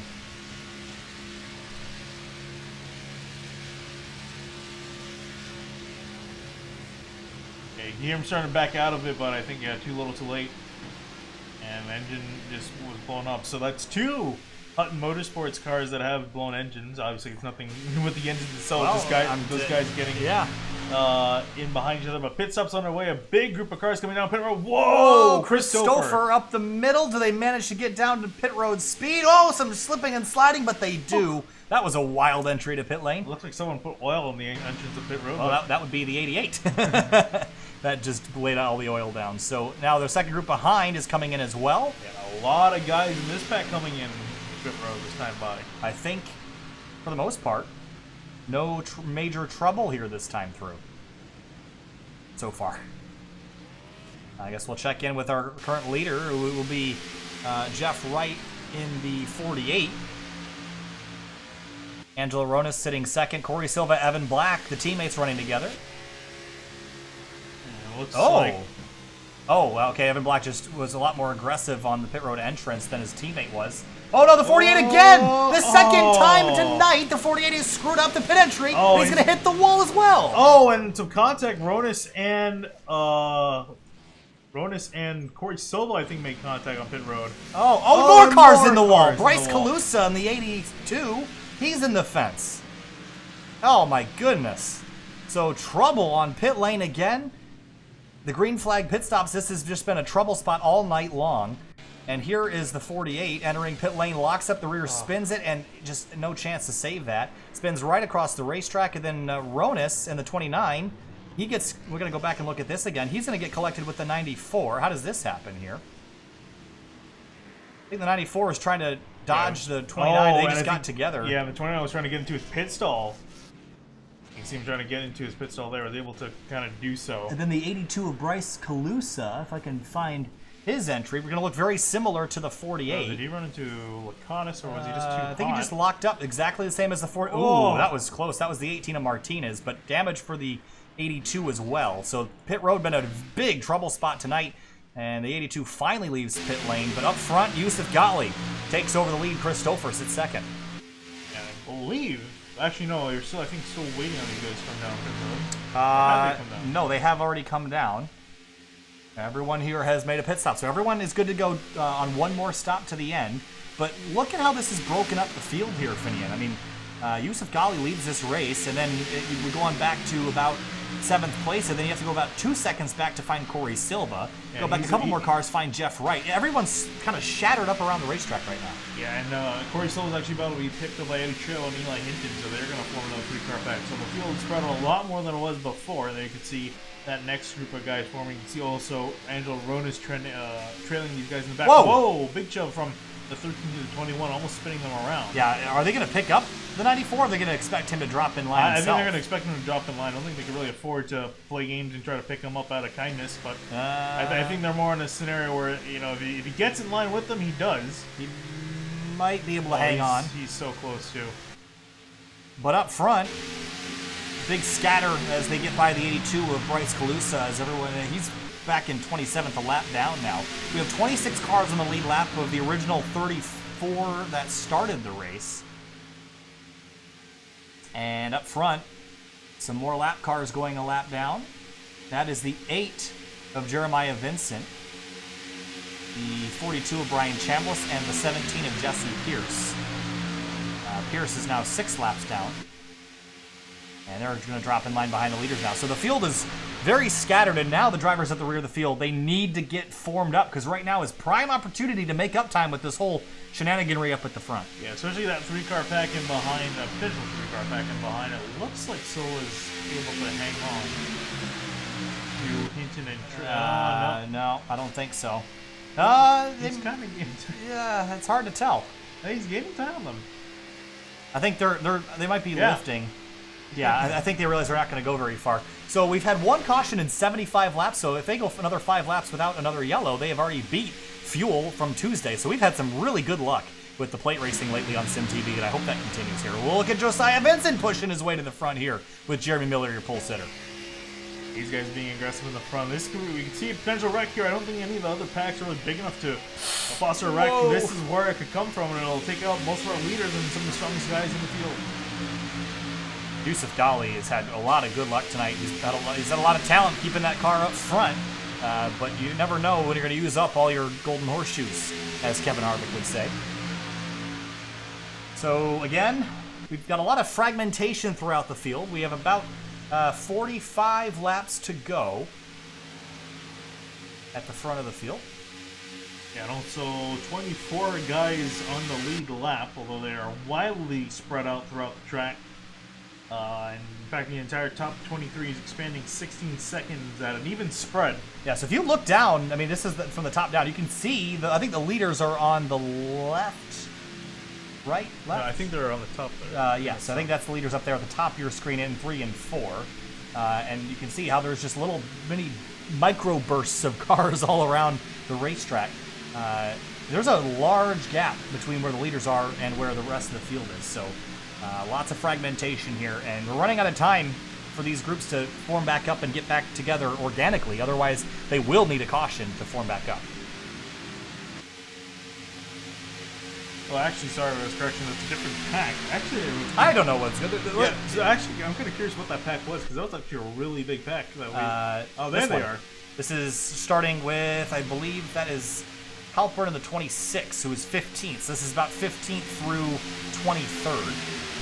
And that's Martin Sproul. How about the 19, by the way? We haven't talked about him a whole lot tonight, but he entered really late in the season last year, and my goodness was he a talent. And he ran in the top 5 pretty much every race he entered. Yeah, also, how about Mark Emerson, too, in the 22? We saw him with major damage. Thought his night was pretty much next to done. He's come back on the track, fixed that car up pretty well on the lead lap, and is 16th and has potentially gained some more position. So that just really shows you never give up. And this race looking a lot better than it was 20 or so laps ago. A champion isn't determined by the good days. It's how you minimize the bad days. And for the 22, a good way to start cars slow on the back straight. Brandon Bowers off the pace on the inside. Is that another engine? I feel like it might be another engine or out of fuel. One of the two. Can't imagine he'd be out of fuel, but the engine is off. Can't see why the engine would be off otherwise. I mean, other than running out of fuel. One of the two. Engine. Let's see if we can scroll back and see what happened to the 31. And let's see. Oh, it was a motor. And so this is the first Mustang failure. I think he actually shut it off. That's why it stopped smoking. But here it is as it bursts into a smoky mess here. Yeah, I was riding in behind Chuck Sweeting. Yep, and so he shut it off to stop it smoking and reduce further damage, but trying to coast back to the pits to see if he can repair that car. Unlikely. Yeah, unlikely indeed. I just hope he doesn't bring out a caution.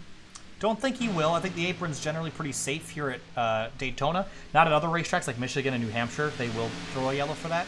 I don't know if he'll make it back, but he did shut it off before it really totally imploded, so he might have a chance of fixing that car. I'd be amazed if he made Oh, there, it stopped. Stop there, yeah. Almost did. Yeah, well, unfortunately for Bowers, that is the first Mustang engine failure we've seen tonight. It's been the Chevys that have struggled the most. Of course, they were bump drafting quite a bit to cause that. Well, that's quite a few. It's three cars. 3 guys overheating. Yeah, I think a lot of people want to push like they could in the past.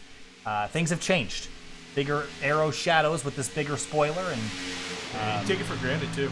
And these engines are ringing out higher RPM as well. If we will look at Josiah Vincent on the bottom left, 8,100 RPM. That's pretty high RPM to be sustained for this long in green flag conditions. These engines are running pretty hot. And that's the thing too, is that the fuel mileage, I believe these guys are still going 100% fuel. And you used to be able to do about 40 laps. Now it's pretty much down to definitely below 35. So you've lost about 5 to 7 laps worth of fuel mileage because of the tapered spacer in comparison to the restrictor plate. Yeah, so and how that has affected everything is the throttle response is different from the restrictor plate to the tapered spacer. The tapered spacer, basically, if you think about a restrictor plate is just a hole in a metal plate that goes over the intake manifold for the car, and essentially that reduces the air that the engine can mix with the fuel to burn. Tapered spacer is exactly the same concept, except instead of just a hole, it's actually a cone-shaped hole that smooths out the airflow. So it makes the engines run a little bit better. The problem is that they're running them at higher RPM and at higher power than they typically would be running with a restrictor plate. So it definitely changes how these engines react in the draft. And it seemed like tonight the drivers have not probably been heeding the temperature warnings on their dashboard displays as much as they should. And as we come through past lap 80, we're done 200 miles up this track and have a little bit less than 100 to go. So coming down to it with quite a few cars than I probably would have, at least in the running for. We only got 6 guys in this leading pack that have a shot to win here. I believe the letdown car in there is Jeremiah Vincent. Yes. He's kind of just along for the ride. Yeah, again, there is 23 cars in the lead lap, but they're all so spread out around the speedway that they're not even close to being able to be competitive right now. 15th place right now, Evan Black, 16 seconds behind the leaders. Yeah, dude, and actually Chris Stoker, he lost the draft at some point. He's picked up the second group, or a second group. This was a second group. They picked up more guys. Eli Hinton, remember I said that mistake on pit road? Only coming with one other driver. That has cost both of these drivers dearly. Trejo and Hinton were in that front pack. They've lost over 7 seconds to the leaders. But last time by, 4/10 quicker than the top. It looks like they're getting sorted out single files. They can keep this going and sustain it. They could still catch them. There's still enough time, but they got to go now. And interesting to note that Trejo's rear bumper's all worn out because this 13 has been pushing really hard. He's probably been the most aggressive bump drafter tonight, trying to make speed, and it is working. 46.0 for leader Harrison Chandler. These guys, 45.8. Yeah. So they got to be making a little bit more headway than that, but they definitely have a shot at doing so. As you see these guys side by side for the lead here. Yeah, Harrison Chandler debuting new to this series for 2019. Very impressive so far. Has done nothing wrong, not a single step out. He's just been a spectacular entrant on this list tonight. Nothing wrong so far. So excellent debut here. Usually you see rookies make rookie mistakes. We saw it with the 17 on pit lane, back up into traffic. But for the 91, A+ record so far. Yeah, he's running in the top lane. Doesn't look like he's able to get a lot of traction. Looks like guys are going to leave him in that outside lane, so he's going to be stuck out there by himself. And looks like these guys are just trying to get Sora out. Honestly, this is quicker lap. 45.7 for the leaders last time through. And so that is going to put Eli Hinton at a 46.0, so they actually lost time that time. And I was going to say, this is smart for the leaders if they just decide, handshake agreement. Just run single file for the next 20 or so laps, just to make sure the guys behind them don't catch them. Then they can just sort it all amongst themselves amongst 6 guys. So, you can just go for the win and not have to worry about losing a bunch of spots and get a top 6 out of this. So if they can just kind of work together and keep that second group from catching them. So there is the difference between Jeremy Miller, who is the current leader, and the 13 of Eli Hinton, who is running 8th place right now, pushing Trejo in 7th. That is the leaders of the second group. And looks like we have 35 laps to go, and they have a gap that is approximately 6.6 seconds to make up a 46.3. Very slow lap last time by for the leaders. What is it for Trejo and Hinton? Looks like a 45.9, so that was a 4/10 gain there. So they are kind of fluctuating back and forth, but they need to be consistent about it if they want a chance to win. Yeah, it has been going more so in that second pack's favor, but again, not by a lot. It's been a great race so far. Taking another look at our race information. Only one caution in 86 laps. That's a great record, even for professionals. 36 lead changes. That's a lead change over once every 3 laps, Yeah, so very impressive. Kind of died down a little bit as the front pack has thinned out, but it was a lot of passes earlier on in this race, and still I imagine we're definitely far from over, especially once these guys pick it up in the high gear again. Now it's just a matter of riding it out and keeping the guys from behind them catching them. 46.0 last time through. Trejo and Hinton also 46.0s. So again, it's just not consistent climbing for those Fords back there. I think the thing that'll help that second group out is a caution. I think that's pretty much kind of what they need at this point. They are formed up very nicely though, so if they could get some speed together and start rattling off some lap times, they'd be in pretty good shape. Cory Silva sitting in 9th place right now. Looks like he's teamed up, but I can't imagine there's a whole lot of teamwork going on between the 94 and the 13 and 21, just because the 21 and 13 blew right by him, didn't even give him a chance to get up and draft with him until a little bit later in the run. So maybe there's some hard feelings here. Silva looks like he kind of wants to jump out, but doesn't have a whole lot of help to go with him. Yeah, well, honestly, he's better off just kind of sitting in behind. Oh, for sure. And not trying to, because if he tries to make a pass, if anyone tries to make a pass, he's going to stall them until down what little they have. If we go green to the end, 25 minutes of racing remaining, lap 88 of 120. Some shuffling at the top. Jeremy Miller, a 46.6 last time through, compared to a 46.0 So yeah, very, very quick last time for Trejo and Hinton. So, and they have, that gap was almost 7 seconds. It's down to 5.5, Yeah, so they are definitely closing. If they keep this right up, they're definitely going to catch them. So they just got to really get their heads down and make sure that they're gaining as much time as possible. And they only need to get within about 1 second, and then they can tack onto the draft from the lead pack. So it's going in their direction again. As the leaders start to double file up yet again, this is not what they probably want. This is going to make those guys catch them a lot easier. So while we kind of have a little bit of a lull in the action here, we want to bring your attention to the videos that we posted the last couple days. One of them, #MeetGLTC, that was driver Carl Hurdle that we talked to when we visited Grid Life South at Road Atlanta last weekend.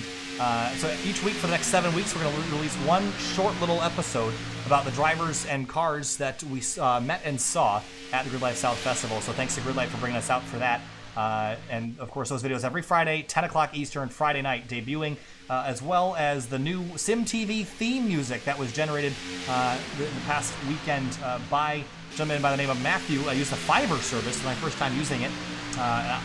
Not paid by them, but man, that was a really seamless experience. You pay a couple bucks, and people do some work for you, and that music is ours to keep. And they did a spectacular job on that music. Yeah, especially considering they did it within 24 hours. So they did a phenomenal job. Unbelievable. Getting that together, and it's a really good piece of music that you bet that we're going to use as much as we possibly can, because we own it.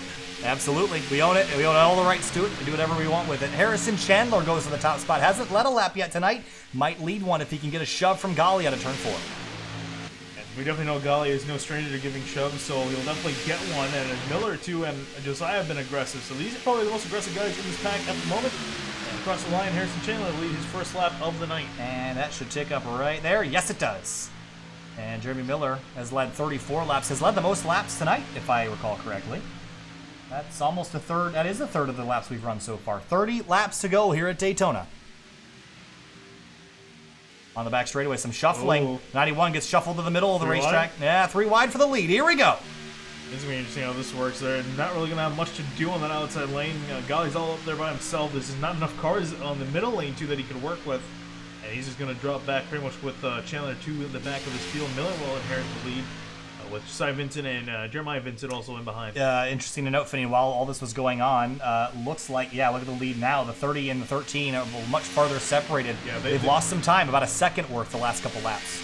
Yeah, I think this is really, that second group was pushing quite a bit, and then they had to let off to kind of cool the engine down while they were doing that. The leading pack has now kicked it up into gear a little bit more, and they're starting to push, so it's kind of back and forth. So this is really not going their way in the second pack. No, it's not going their way, and how long do you wait until you start doing something desperate? You don't wait, you go now, because they're at least for the win. Again, they are sitting for a comfortable top 10 for a lot of these guys, with Eddie Trejo being in 7. So you don't want to go too crazy, but if you really do want the win, you do need to start going as soon as you can. So what do you do, though? I mean, these guys are trying. I mean, how do you do anything different? But they are losing a ton of time right now. I think that really the best thing you should do is have the leading guy drop to the back of the line and just kind of rotate out like that. We used to call those in high school when I did cross country. We called those Indian runs. Which it's not my definition, but I don't really care. No, that's actually not a bad idea. Rotate the leader out to the back of the group and see who's quicker. Because it does matter who's out front. And that's a lot from the tandem drafting. You'd see that quite a bit in like small little 4-car packs. So the leading guy would jump to the back and just kind of go on through. So. I'm just concerned about Eli Hinton because he's been pushing this 21 so much. I'm waiting for that engine just to implode because that's what we've seen all night. Is drivers being super aggressive. You can see him getting out of line. And I think that's what's kind of killing the momentum a bit. He's pushing very aggressively and then getting out of line. This is, I think, stalling them out. I don't think he can get enough air to the nose of that car without pulling out of line. Yeah, and when he does that, they lose all the momentum. Last time by, leaders a 45.9 for Trejo and Hinton, a 46.1. They've dropped over 7 seconds back. I don't think it's not looking their way. And the reason why I'm saying that the leader should pull out is that the back guy can just push like hell. And then once they start getting hot, the front guy can pull out, drop to the back, and then that second guy that was potentially overheating now got clean air for his engine. So let's jump back to another group of cars, 11th, 12th, and some I think 13th and 14th. That's Martinez, Lakatos, Wright, and Ronis. Last time by, they were a 45.8. So these are the quickest cars on the racetrack right now. But you see Martinez pulling out a line. This is exactly what you were suggesting they do. And I think the 18 might slot right in here. So they're going to trade. And this is exactly tandem drafting from about a dozen years ago. Yeah, and again, it still works. Obviously not as effectively because you can't really push throughout most of the track. Really only pushing on the straightaways, but still it helps with the cooling significantly. A dozen years ago? It was more like 10 years ago. Yeah, we're getting technical. I was trying to figure out when tandem drafting was, like 2009, 10, 11, 12 was when we saw that. More 11 and 12, I think. But wow, it's been a long time. So they last time by, they were even with the leaders, but I'm curious as what they're going to run this time through. So Lakatos is leading this group right now. Yeah, so they were faster than leaders last time by, and it looks like they're catching that second group. Yeah, so let's look off the nose. Oh, we got car slow up front, Jeremy Miller in the 30. Oh, back down to pit lane, final pit stop of the night. This is going to throw a wrench into things. Yeah, indeed. So these guys coming on down, so that's splitting the lead group in half. Oh, does Chandler have a problem? Or, oh, no, he's just getting into his pit. No, he has a problem. I think. Or not, no. I think he's good, man. I don't know. it looked like he was slow. It looked like he was slowing down significantly. So this is going to hurt this front group, though, Finney. Only having 3 cars out on the racetrack right now. My thought process is the 18 and the 50, they should stay out and continue doing what they're doing until they absolutely have to pit, because they're making up time right now, and it's going to be precious seconds that they need for the end of the race. Yeah, definitely. Yeah, like you said, they should definitely take advantage of what they have while they're doing it. And they see Lakatos fall on the line, but he's going to go on through. And I think actually Wright's been, Wright and they're all working together. Yeah, so they've been letting these guys. They just been tagging along, but they're letting Lakatos fall in line. Whoa! The 75 of Robert Gaba spins on the entrance to pit road. Very similar thing to what we've seen all night long. And that's going to take him out of the lead fight now. Yeah. So, a mistake for the 75, and he was looking so good up until this point. As long as he gets into his pit box clean and gets out clean, then he can tack on to one of these other groups, but he has to be perfect about it. Meanwhile, Eddie Trejo and Eli Hinton, these guys have inherited the lead. They picked up their pace a little bit, but I'm just still watching the 18 and the 50. They weren't quite as quick last time, but they switched last time. But they have been making incredible time when they're actually pushing. I think one thing they can do if they want to be really ballsy on the strategy is, as you can see, we don't have exactly 35 laps to go, so you could take less fuel. Just take no tires, just take gas. Yeah. You're going to be playing around with a lot of stuff, but if you want to, it's definitely an option as we're coming down here for the second pack. Eddie Trejo is going to lead them on down with Eli Hinton. Nice, clean entrance for these guys, but now they got to get themselves sorted out, and Eddie Trejo is going to pull right across the nose. Oh, and he hit the wall! Oh, he pulled way too hard to the left. Doesn't look like there's a whole lot of damage on that car, but a mistake for sure for the 21. Meanwhile, 45.6 for Martinez and Lakatos. They are flying right now on that racetrack. They're making up a ton of time, Finian. This is the group that could win this race if they play this out smart. So they're going to, again, like you said, I think they should just continue what they're doing as long as they can, and even pit together, too. That'll definitely help them out. 4 cars is definitely better than 2. So we'll see how their strategy is going to be playing out, but it's been working for them so far. Yeah, again, they should really stay out as long as they can because they're just making up so much time, especially with that front group all fractured up. So we're going to see how this all cycles out. Reggie Ortega, Martin Sproul. There's another group behind this one. Led by the 92 of Evan Black. This is currently 5th on back. Mark Emerson's in this group as well.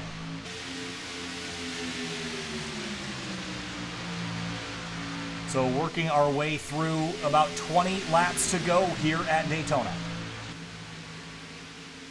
Yeah, now looking at Alex Martinez, they're working through some lap traffic. So 33 is Travado, 28 of Chuck Sweeting, 17 of Pierce, and who's that? That is the white and red car? Yes. That is the 90. Oh, it's the 82. 82 of Bryce Calusa. Bryce Calusa, yes.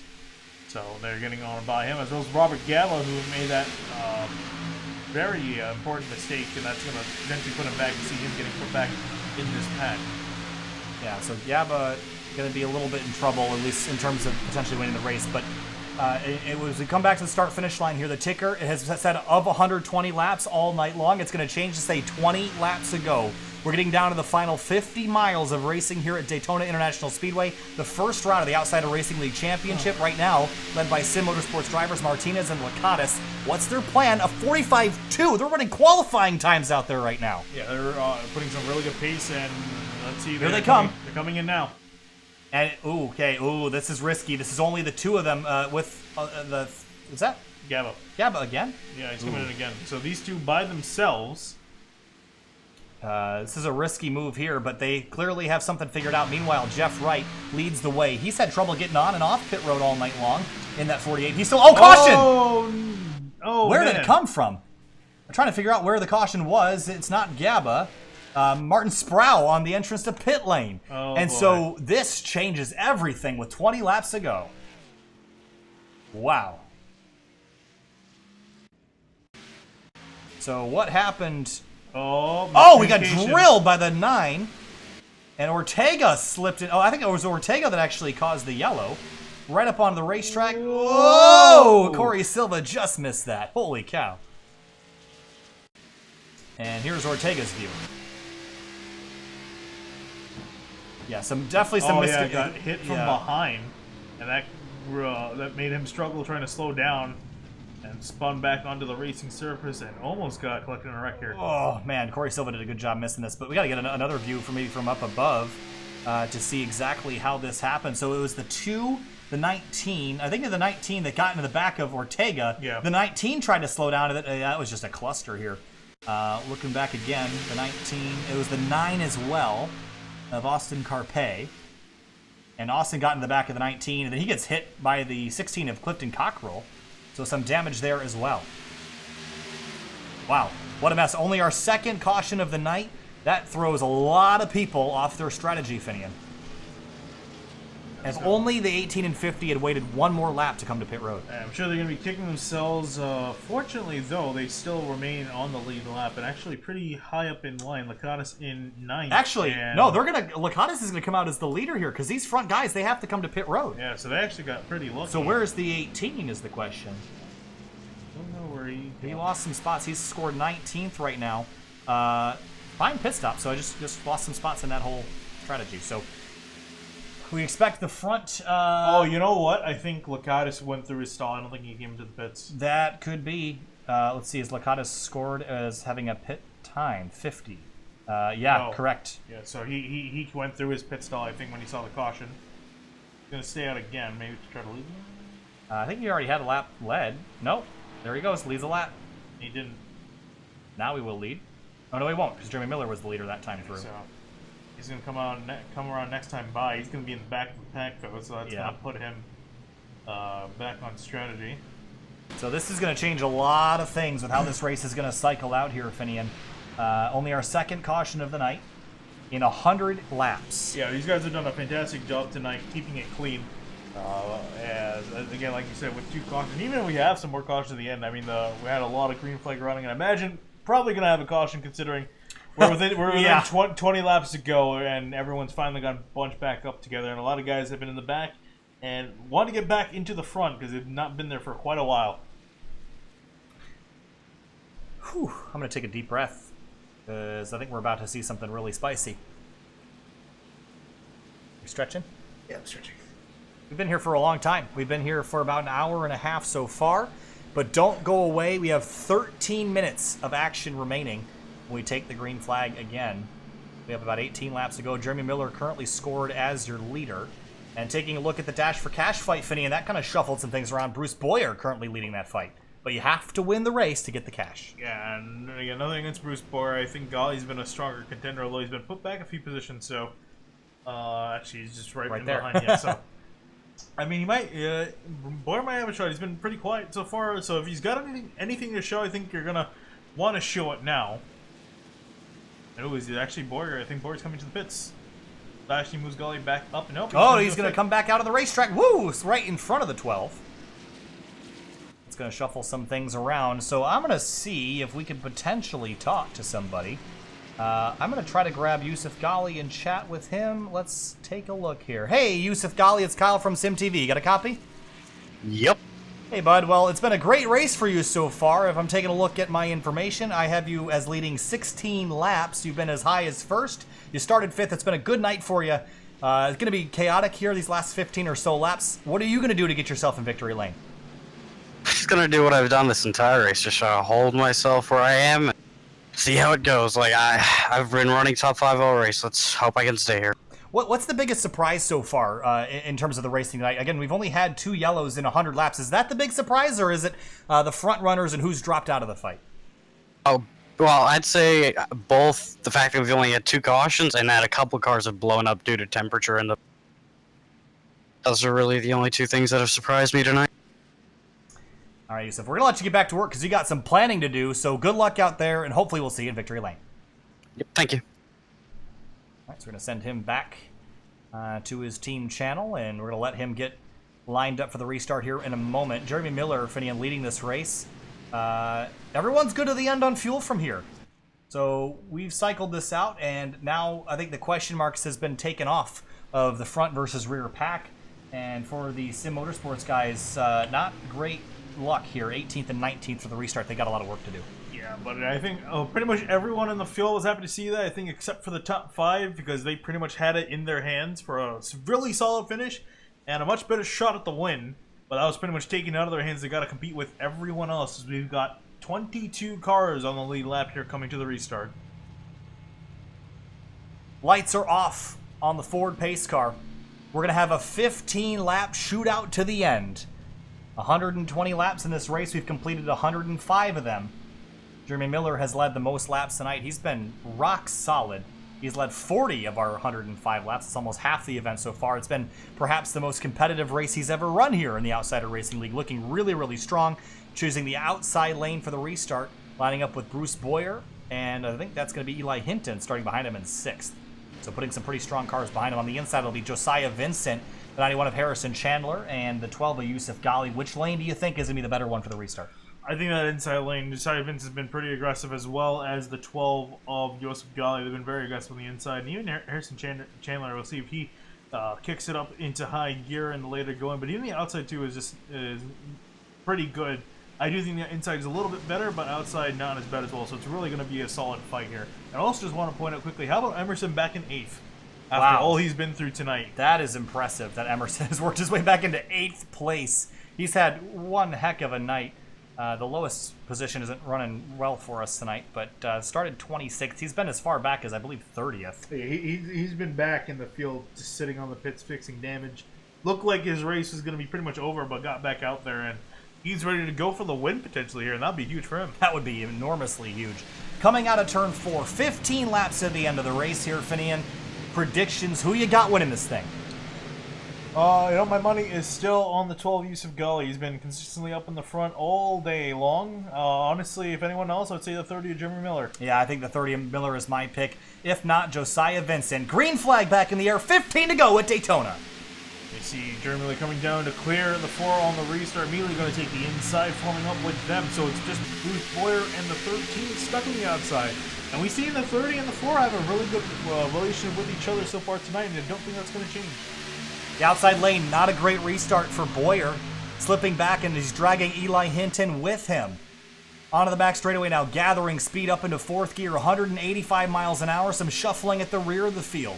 Reggie Ortega sitting in 10th. He was wrecked earlier in the night. He's trying to get himself a top 10 result. Alex Bell, remember, I believe he won last year at Daytona, so he's up inside the top 10. With only a couple laps left. Bruce Boyer trying to get a run started here with Eli Hinton in the outside lane. These guys are not teammates, but they're working together. Yeah, at this point, you really can't count on a whole lot of teammates. I mean, the only other, Hinton can try to work with Emerson, but they're side by side. It's gonna be hard to get lined up together at this point. So you gotta just kind of roll with what you got here. Whoa! A big move to the outside by Alex Bell from the bottom lane to the top. And to the outside, Halpern he goes. Oh, Halpern was all sorts of out of shape. He's got Tim Downey Jr. on his rear bumper. Those cars aligned. I believe they are teammates as well in the 26 and the 25, if I recall correctly. They have been in the past, I thought. As they work their way down the back straightaway, 14 to go now. Miller leads the way. Ghali chooses the outside lane, jumps up in front of the 14 of Boyer. Going to be a strong outside lane with this 12 car in it here, Finian. Here he comes. Well, my pick for tonight. You see the run he's getting on the outside. Vincent Motorsports in that 4 and the 30 on the inside. They've been dominating, but they're going to get blown by on the top. Here comes that 12. A huge run for Yusuf Ghali in that 12. He's been spectacular all night long. He's led 16 laps. He only needs to lead one more to win this race, and that's the final one. It'll happen in 13 laps. Got some strong cars up there with him, but Jeremy Miller, the incumbent tonight, he's run up front more than anyone else. 43 laps led and counting, but look at behind him, the Hornet's Nest starting. There is the 29 of Ronis and the 48 of Jeff Wright. They're sorting themselves out and getting ready to make a charge to the end. Yeah, everyone really, I think, either trying to find their friends or just trying to move themselves up to the front in line because it's going to start taking them now. See, Stouffer also, he's been out of the fight for quite a while. He's back in behind Emerson. He's ready to brawl for the win here. So some shuffling around the field towards the rear. Everyone trying to find a place in line. Casey Lakatos trying to sort himself out. He's right behind Martin Sprout in the 19, but up at the front, it's Miller in command. 12 laps to go. And Harrison Chandler in that 91. How about a season debut for him in that Autism Speaks Toyota Camry, running 6th place right now, and he's had a spectacular night. And what a way to cap off his rookie race with a champion, or excuse me, a winner's trophy in hand here at the end. So 12 more laps to determine the winner. Who's it going to be? Who's it going to be indeed? Everyone you see all bunched up. It's double file for quite a few lanes back. Everyone not giving an inch at this point. Josiah Vincent has been really good pushing that 30 to the top spot. Look at the 26 and 25. They've shuffled themselves to the outside lane. Golly, all by himself with only help from the 14 at the moment. But where is that 26 car going to help him out? Halpern's right there closing, and he's going to make this outside lane a whole lot stronger. Now it's going to get very difficult for people to make passes. Maybe looking for a third lane up there with those Camrys. Yeah, he's going to move to the outside. Tim Downey Jr. is going to try to follow in through. Bruce Boyer is going to follow in through. Golly gets left in the middle. In the sucker hole is the 12 car of Yusuf Golly in that blue Ford. there's Alex Bell emerging to try to help his teammate out. And some other guys coming on through. No, Ronis bails, so does Jeff Wright, and Golly's going to continue to slide down the order. One of the dominant cars of the night in trouble here, coming back to 10 laps to go. Running out of time. Oh, and Boris playing a dangerous game and just clearing the deck. Halpern, I can imagine Halpern's going to try to probably get around the 14. There you see him go. 3 wide for the lead. 3 wide for the lead, coming to 10 to go. 10 laps to go. 3 wide, 3 deep, 4 deep. Make it more than that. 10 laps to go at Daytona. We're 3 wide, 5 rows deep now. Yeah, we're 3 by 3 by 3 by 3 all the way down the order. Goodness. It is starting to kick off. Everyone's trying to go for the lead now. And Golly, who we thought was going to get put back in the sucker hole, has found some new life, drafted back up to Boyer. And it looks like Emerson's... he got shuffled out of line. The 13 car tries to get himself back in line. The 21 of Trejo, he bails out of it and everything. This is getting tight up front. Boyer to the lead. He's going to drop down in front of the 30. Golly, somehow got that. Where did he come from? Yeah, he got second win there. I think Ronis and Jeff Wright got in behind him and helped him out. Goodness. Now Miller was looking to the outside, and now Boyer to the outside. I don't know how we're getting this many cars in this small of a space, but look at Golly from the middle to the top. He's going for the lead on the outside lane with help from Halpern. I don't believe this, Finian. 3 wide, 6 deep now. Yeah, this is really putting up a fight for the Vincent guys on the inside of the 30 and the 4. They've been strong all night long, working together. Now Holy cow! Now their teamwork's going to be tested as everyone else is now fighting them for the lead. A little while ago, we thought maybe 5 cars would have a chance at this, but now we're looking, and there's, I think, 25 that have a chance to win this race. And it's not over till it's over. We're still 3 wide, 5 deep. And if anyone makes a mistake, this whole field's going to end up in the fence. Yeah, and there you see also Jeff Wright found his teammate Angel Ronis for Dark Smoke Racing. The Chevrolets in the middle of that field. Where do they go? They have pretty much nowhere to go. Nowhere to go in the front, nowhere to go in the back, nowhere to go to the left, and nowhere to the right. They're kind of stuck in line. The only thing you can do is push. Right now, we're on board with Jeff Wright. You can't see anything out the windshield of this car. You're just looking at the spoiler and rear bumper of the car in front. There's nowhere you can go. You have no mobility. The only thing you can do is push and push hard. Golly losing momentum in the outside lane. He's just not able to get up to speed. I'm not sure why. Looks like he might be dropping back for now. And Ronis going to take his chance. Wow, and Wright barely gets in this front is where of it's all going to go wrong. Right through the middle. Here comes the 29 trying to close the gap as the 14. They can turn. The 48 spins. A horrible wreck on the back straightaway. Spinning, crashing, the whole field in it. And Eli it's the Hinton. big one. The no big caution. One. We stay green. And somehow there's no caution. We remain green. There's car spinning. There it is. 8 laps to go. The caution is out, and the 48 car of Jeff Wright is destroyed. A promising run for Wright. Up in smoke. I don't think there was any way they could have gotten back to the checkers like that, Finney, and it was bound to happen eventually. Let's go back and look. This all started with the... I was looking at the 29 and the 14. We're going to have to look from... We'll go from TV3. I think it'll be... Yeah. Well, I don't know. That's... I don't want to go look from the side. I don't think you'll be able to see the moves happen. So the 14 and the 29. See the 14 come over in front of Ronis. Ronis is going to try to chop back down to the bottom. And the 48 already, he's trying to chase the 29 down the hill here. Yeah. And I think what happens is he actually gets Uh-oh. Oh, what? What? He gets turned. Oh, okay, that was weird. He gets the 48 gets turned off of somebody here. I'm trying to find out who it is. I think it's the 15 of Alex Bell. Yeah, it is. That gets into the back of the 48. And yeah, that's where it all started. Let's go back and look from on board the 15. And Bell did get caught up in this. But here is his view in slow mo. See the 48 pull over right in front of him, and he's getting shoved probably from behind. Yeah, he's gonna get shoved from. Is that the 92? No, that is. Oh, yeah, that is the 92. Yeah, and nothing Bell could have done there. He gets turned, and let's see if we actually get a view from the chopper cam. Yeah, that's probably not a bad idea here. So here's another. This is a great view. So the 29, the 48. Well, actually, this kind of really starts to watch Boyers move on the 29. Yeah, that's going to stack up this middle groove. Yeah, and then stacks the 48, and then he's kind of squirrely. The 15 gets into his corner panel because he has nowhere to go, and that kicks everything off. Yeah, and then, of course, the big mess down there. Eli Hinton got a piece of it. Oh, Cabot drills the 48 in the door. The 82 gets involved. The 8 car again gets into it, but just a big mess in turn 3. Look again at full speed. From up above. Boyer is being really aggressive, blocking the 29. There you see him go. 29 goes to the inside, tries to cut him off, and then they'll get bunched up there, and everyone goes for a wild spin. You guys getting through on the banking, but yeah, Jeff Wright pummeled. Oh, that car is done. Yeah. Jeremiah Vincent around. He's got more damage to his car. He's looking like he might be done for the rest of this race. Alex Bell, we didn't ever really followed Alex Bell all the way through the wreck, but he managed to. Here's another look at what happened to the 15. He spins off, and actually he might have gotten away with quite a bit if he didn't hit anything. Actually, even Golly, he doesn't look as bad as I would have thought. I think Golly might have clipped the wall. Let's go back. He did hit the wall, but after that, didn't really hit anyone else. I mean, did he hit the wall? That's a pretty decent hit. Yeah. Oh yeah, front clip's torn off it. All right, so we'll get one more look on board Martin Sprout because he kind of went for a pretty wild ride. So here's his view. After just signing with Boss Motorsports here, is having a great run. He thought he was through. Yeah, almost was through. It was just a bumper ahead. Would have made it through there, but got turned around and caught up in this entire mess. Wow, almost got hit airborne again from Eddie Trejo. All right, so heading back live now, and we're going to check in with your leader. It is Jeremy Miller, and we're going to have under 5 laps to go now. Your running order on the left-hand side of your screen, and Bruce Boyer is liking his chances for the Dash for Cash, I think. He's all by himself in that green numbered car. Yeah, all the other guys got took out pretty much in one fell swoop. Trejo, Golly, Pierce is already out of it, and Sproul, Golly, and Trejo all got taken out in that one wreck.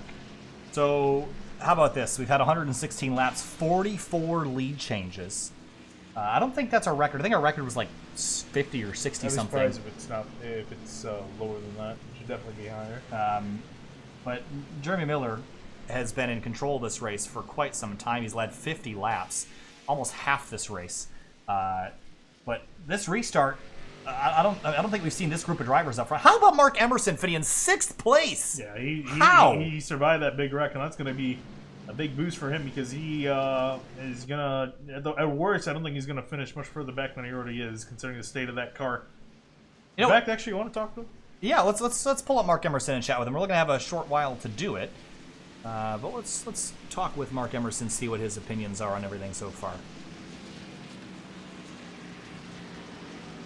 Hey, Mark Emerson, it's Kyle from SYM TV. Got a copy? Yeah, I got you. Hey, well, I think tonight's been pretty eventful for you. We thought you were out of it early in the going. How were you back in 6th place with 5 laps to go? I have absolutely no idea. I got turned across into the infield into turn 1 early in the race. When I lapped down, I for sure thought I was done. Luckily, I didn't get any damage, so I could at least keep myself just 1 lap down. Got lucky enough to get that lucky dog with that first caution that came out. So as we look, we're going to have about probably 3 laps to go, I think, when we go back green here. What's your strategy, and is anything a victory at this point, or are you not going to be satisfied until you get that checkered flag? A top 5, that's all I want. Top 5 and I'll be happy. Anything better than that's just bonus. All right, Mark, we're going to let you get back to work, buddy. Good luck out there. We'll see you later. See ya. So Mark Emerson running inside the top 10. He wants a top 5 finish, and that, that's a race car driver right there, because, I would probably be thrilled with the fact that I was even running at this point in the race. Yeah. We started with about 34 cars, and we've lost about 10 of those to recent collisions. There are about 5 of those cars that were wrecked that are still rolling, just not going to be in a competitive state. But Mark is somehow still running in a car that should be in the garage. Yeah, and I'm just kind of curious here. You might have a decent shot at seeing a second wreck happen here. There's a few damaged cars interspersed with a lot of the guys that still have good cars. So once they get going, it might be a little bit crazy, especially considering we're only going to have 3 to go. I really hope we don't have a green-white checker, because I still don't have a green-white checkered handling function in yet, and I really need to install that. So I'm going to do that after this race. But I'm hoping we just go green to the end like Fuel did and make me very happy. Probably not, but one can dream. Basically what I'm referring to is that ATVO, which is the scoring and timing system we use, doesn't have a way to handle green-white checkers yet, so I just hope and pray that we don't go over, because it gets really confusing otherwise. So, all right, Jeremy Miller takes the top lane. He's going to line up with a fellow Camaro, and that is Bruce Boyer. The inside lane, Josiah Vincent and Harrison Chandler. Out of turn 4, it'll be 3 laps left at Daytona. It's been a spectacular race so far. We've seen 50 lead changes. We've seen a bunch of different leaders, and it's now time to wrap this up. The first race of the Outsider Racing League Series for the fall of 2019.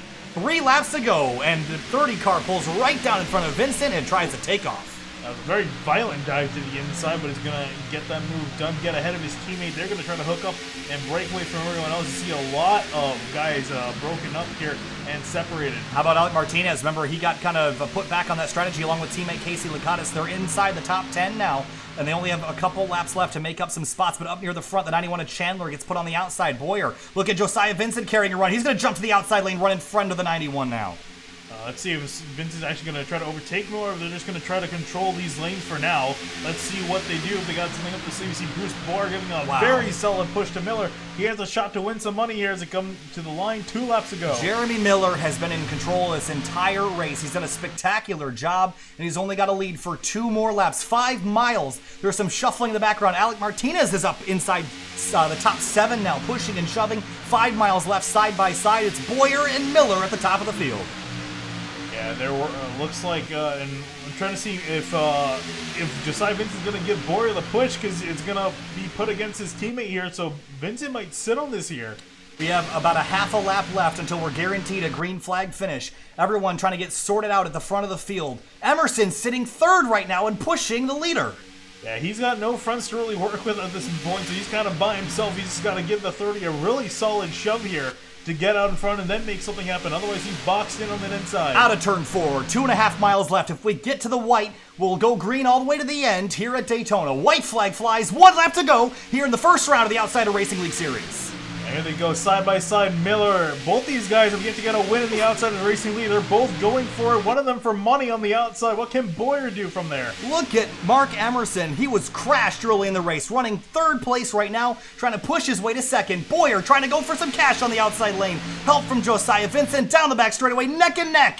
Yeah, here comes Boyer with the run, and Miller getting a good shove on Emerson. Tim Downey Jr. Tim Downey Jr. appearing out of absolutely Huge run. nowhere with Ronis, and now he's held Sack up up, by 4 Boyer. wide in the background, 4 wide. How did we not crash? Alec Martinez and the 91 get together, 3 wide out of turn 4. Miller leads. Oh, Miller's going to come in front of his teammate, the 4. That opens the lane to the inside for Emerson. Does he have enough? Here he comes, here he comes. To the inside. No, He for the gets win. turned off, and it's Miller at the line who will win. And they wreck at the line. Oh!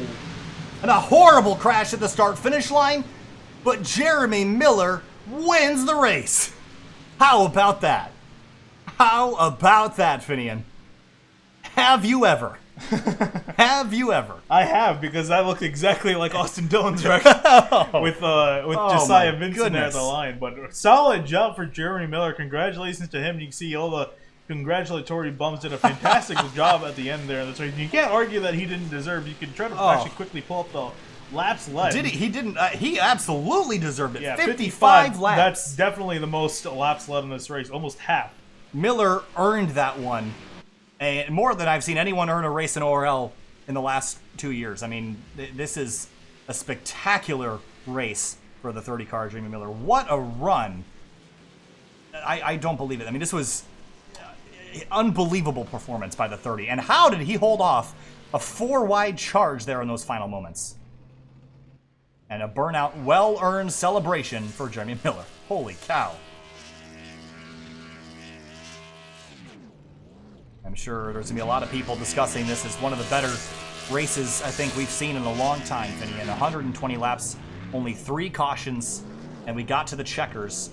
Right at the checkers is when everybody lost it, but still, Miller just absolutely schooling everyone there at the end. I want to go back and I want to watch that wreck. I want to watch it in slow motion, and I want to really enjoy how this kind of concluded for Miller. I mean, unbelievable. Let's go back and take a look here. And we're going to do this in slow motion, because I think we're going to need it to see what was going on. Let's go back all the way to the entrance to turn 3, I think. So how about this? So here's the back straightaway. Actually, I'm going to do this so we can let the results scroll across the top of the screen. But so I see we'll ride on board the chopper cam here. You're going to see they go 4 wide, and they somehow don't wad up here. Yeah, and that was a great run by Tim Downey Jr. Ronas on the outside. You see Bruce Boyer going up to block their momentum.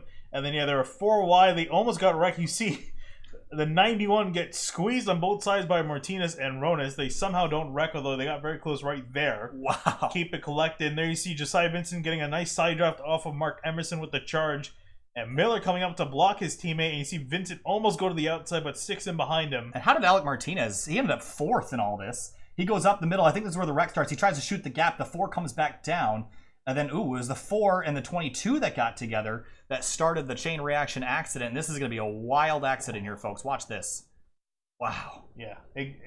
Oh, almost exactly Austin Dillon's crash from a couple years ago. ago. Wait. Keep watching, and annihilated by Eli Hinton there. Wow.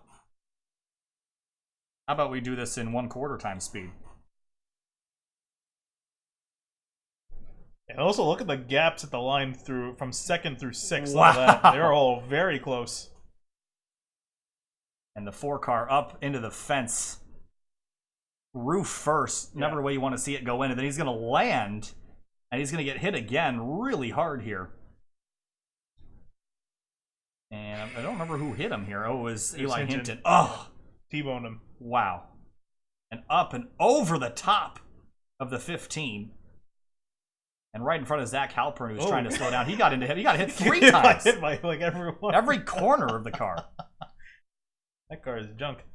And then here it is again from a slightly different perspective here. The 25 came across the line sideways. And both Sim Motorsports cars got top 10s after all that. Look at that. Everybody in the wall. 5 cars all together in the fence here.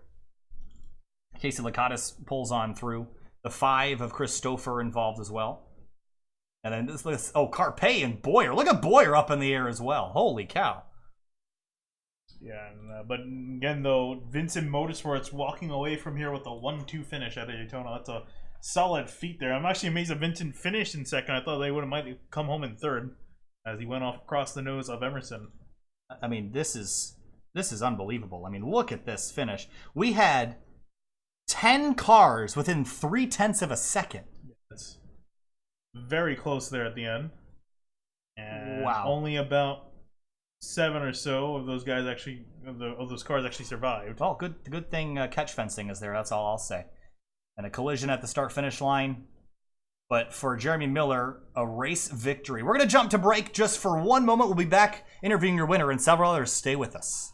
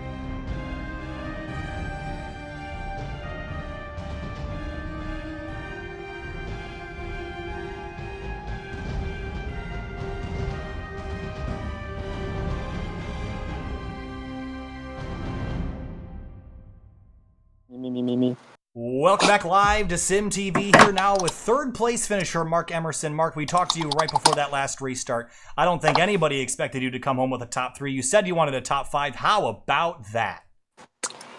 That turned out a lot better than anticipated. I was I was ready for seeing getting turned in the backstretch somewhere with me. We were like 4 or 5 wide, however many cars were squeezing in there. Oh. When you're coming back to the checkers, you're surrounded by cars everywhere. What's going through your head? Did you think you had a shot to win it there when you saw people start to spin out? No. That whole time I knew I was just going to push Jeremy. I wasn't going to try and jump out of line unless he jumped high, then I was just going to stay where I was. The whole plan wasn't to try and win the race. It was just second, don't wreck, don't die, finish well. Looking back at Daytona for the first race of the season, satisfied with that? Is that the start of a championship run for 2019? Maybe not a championship run, but it's definitely how I want to start it, especially if I might miss a few races. That'll definitely help me out, staying up there so I can make the chase. All right, Mark. Well, hey, third place, not a shabby way to start off after having an incident early. So congratulations. Thanks for talking. We'll see you later. See ya. All right, we're going to move on now to, I believe, second place driver. That is Josiah Vincent. Josiah, second place. So close there at the end. Walk us through your view out the windshield those last couple laps, because it was pretty wild. Well, my view out my windshield, I wasn't looking the whole lot. I was mainly looking at my mirror, seeing where the runs were coming and using other people's front bumpers to try and get a run of my own. I was pushing Boyer there at the end, but my attempts were getting really hot, so I was concerned about blowing up there. So I backed off a little bit. And I think that's how I got that last run, but I was trying to do what I could to help out Jeremy, too. I was trying to make sure either me or him won the race, and worked out just about perfect. Would have been better if I was up there, but I'm really proud of Jeremy. He's new to our team, so I think he's gonna do pretty good for us this year. Looking back, hindsight's always 20/20, but is there anything you could have done different? I know you only lost by 48 thousandths of a second. Is there anything you could have done different to get yourself the victory instead of a second? Yeah, that last restart, I messed that up. I went to the outside way too soon. I thought there were more cars up high, and I think there's only like maybe 1 or 2 behind me, and that just really killed me right there. And I had to kind of fight my way back up. But if I could do that over again, I would have stuck with Jeremy probably a little bit longer and waited for a run to come. All right, Josiah, great way to start the season. A second place for the number 4 Coca-Cola Camaro. Great job. We'll see you next week. All right, man. Thank you. Absolutely. And now the driver we've been waiting for a while, Jeremy Miller, the driver of the number 30 Valvoline Camaro. Jeremy, congratulations. Victorious here at Daytona. How does that feel, your victory in race number 1? It's great. Thank you. It was really just a tough race. Working with Josiah made it a lot easier, Val, the entire way. I think no one's going to question your dominance tonight. I think our stats are looking like they show you leading 55 laps en route to a victory. So at Daytona, we typically think a lot of these racetracks are kind of by luck, but tonight, to me, didn't look like luck. What did you race this any different than the past? Because you were absolutely crushing everybody out there, it looked like. I've always ran up front here. I mean, I led a good bit of Dega as well. It's just I never had people to work with, and even if it's just one guy, if you're good at a plate track, that one guy can make a difference if they're good as well. And me and Josiah were just good enough together to just stay ahead of everybody the entire night. Nobody really ever passed us, besides when we were trying to get ready for pit cycles. So to me, it seems like the teammates have been a hugely positive addition. How do you think they're going to help you throughout the rest of the season? And do you think it's really going to aid you in a championship hunt this year? It's going to help just as much as it did here. I mean, it's definitely going to get a lot tougher at the normal tracks. I'm definitely better at the play tracks than most of the regular tracks we go to, but hopefully working with them, getting to understand the tracks a bit better can help us run more up front everywhere else and keep ourselves up in the points and maybe make the playoffs. Absolutely, Jeremy. Hey, well, congratulations. It's awesome to see you win that after such a spectacular race. We hope to see you in victory lane more this season, but for now, go ahead and celebrate with you and your team. Congratulations, and we'll see you later. Thanks. Wow. Thoughts after Daytona, Finian? What a race. Yeah, it was a fantastic race that these guys put on there at the end with only three cautions. Three cautions, yeah. So, yeah, in 120 laps, it's an absolutely incredible feat that they're able to keep it as clean as they were, and especially considering as hard as they were racing. Probably should have had some more cautions come out, but thankfully they didn't. They kept it as clean as possible. We had that fantastic race there at the end with that 3-lap shootout, and definitely was a hell of a race to watch. So next week, Finian, we head to Darlington Raceway for Throwback Night, our second race of the season. This will actually be our third time to Darlington in the last couple weeks because 3 Wide was there last week, Fuel's there this week, and Outsiders is there next week. Totally different thing. And then we go road course racing at Silverstone the week after that. What an interesting first 3 weeks. Yeah, it's a really great schedule, those first few races. Daytona, Darlington, Silverstone, Bristol, Iowa. Great opening 5 rounds. Especially think that those opening runs are going to help into the 13 skill set of Eli Hinton. He's definitely one of the better guys at the short track, so I think he's going to be... And the road courses yeah, as well. and so I think he's going to be eyeing those races. Those are great opportunities for him to get a leg up in this championship. Daytona complete, 120 laps, and Jeremy Miller comes out on top. Josiah Vincent, Emerson Martinez, Stouffer, your top 5. A spectacular first round for the Outsider Racing League. Darlington Raceway next week, Saturday night, 10 p.m. We'll see you there, but not before. We do a couple races this week. The next race on SYM TV is going to be Tuesday night. That is Fuel Mission 22 Cup Series action from Darlington Raceway. And then I think we're off Wednesday. Thursday, I think we're off as well. Yeah. So after that, it's we really only have 2 streams this week. And both are at Darlington. Both are Darlington. So a lot of track 2 tough to tame this week, but for Jeremy Miller, Daytona, not too tough to tame. He's victorious here in race number 1. Thanks so much for watching. We'll see you next week. Have a great night.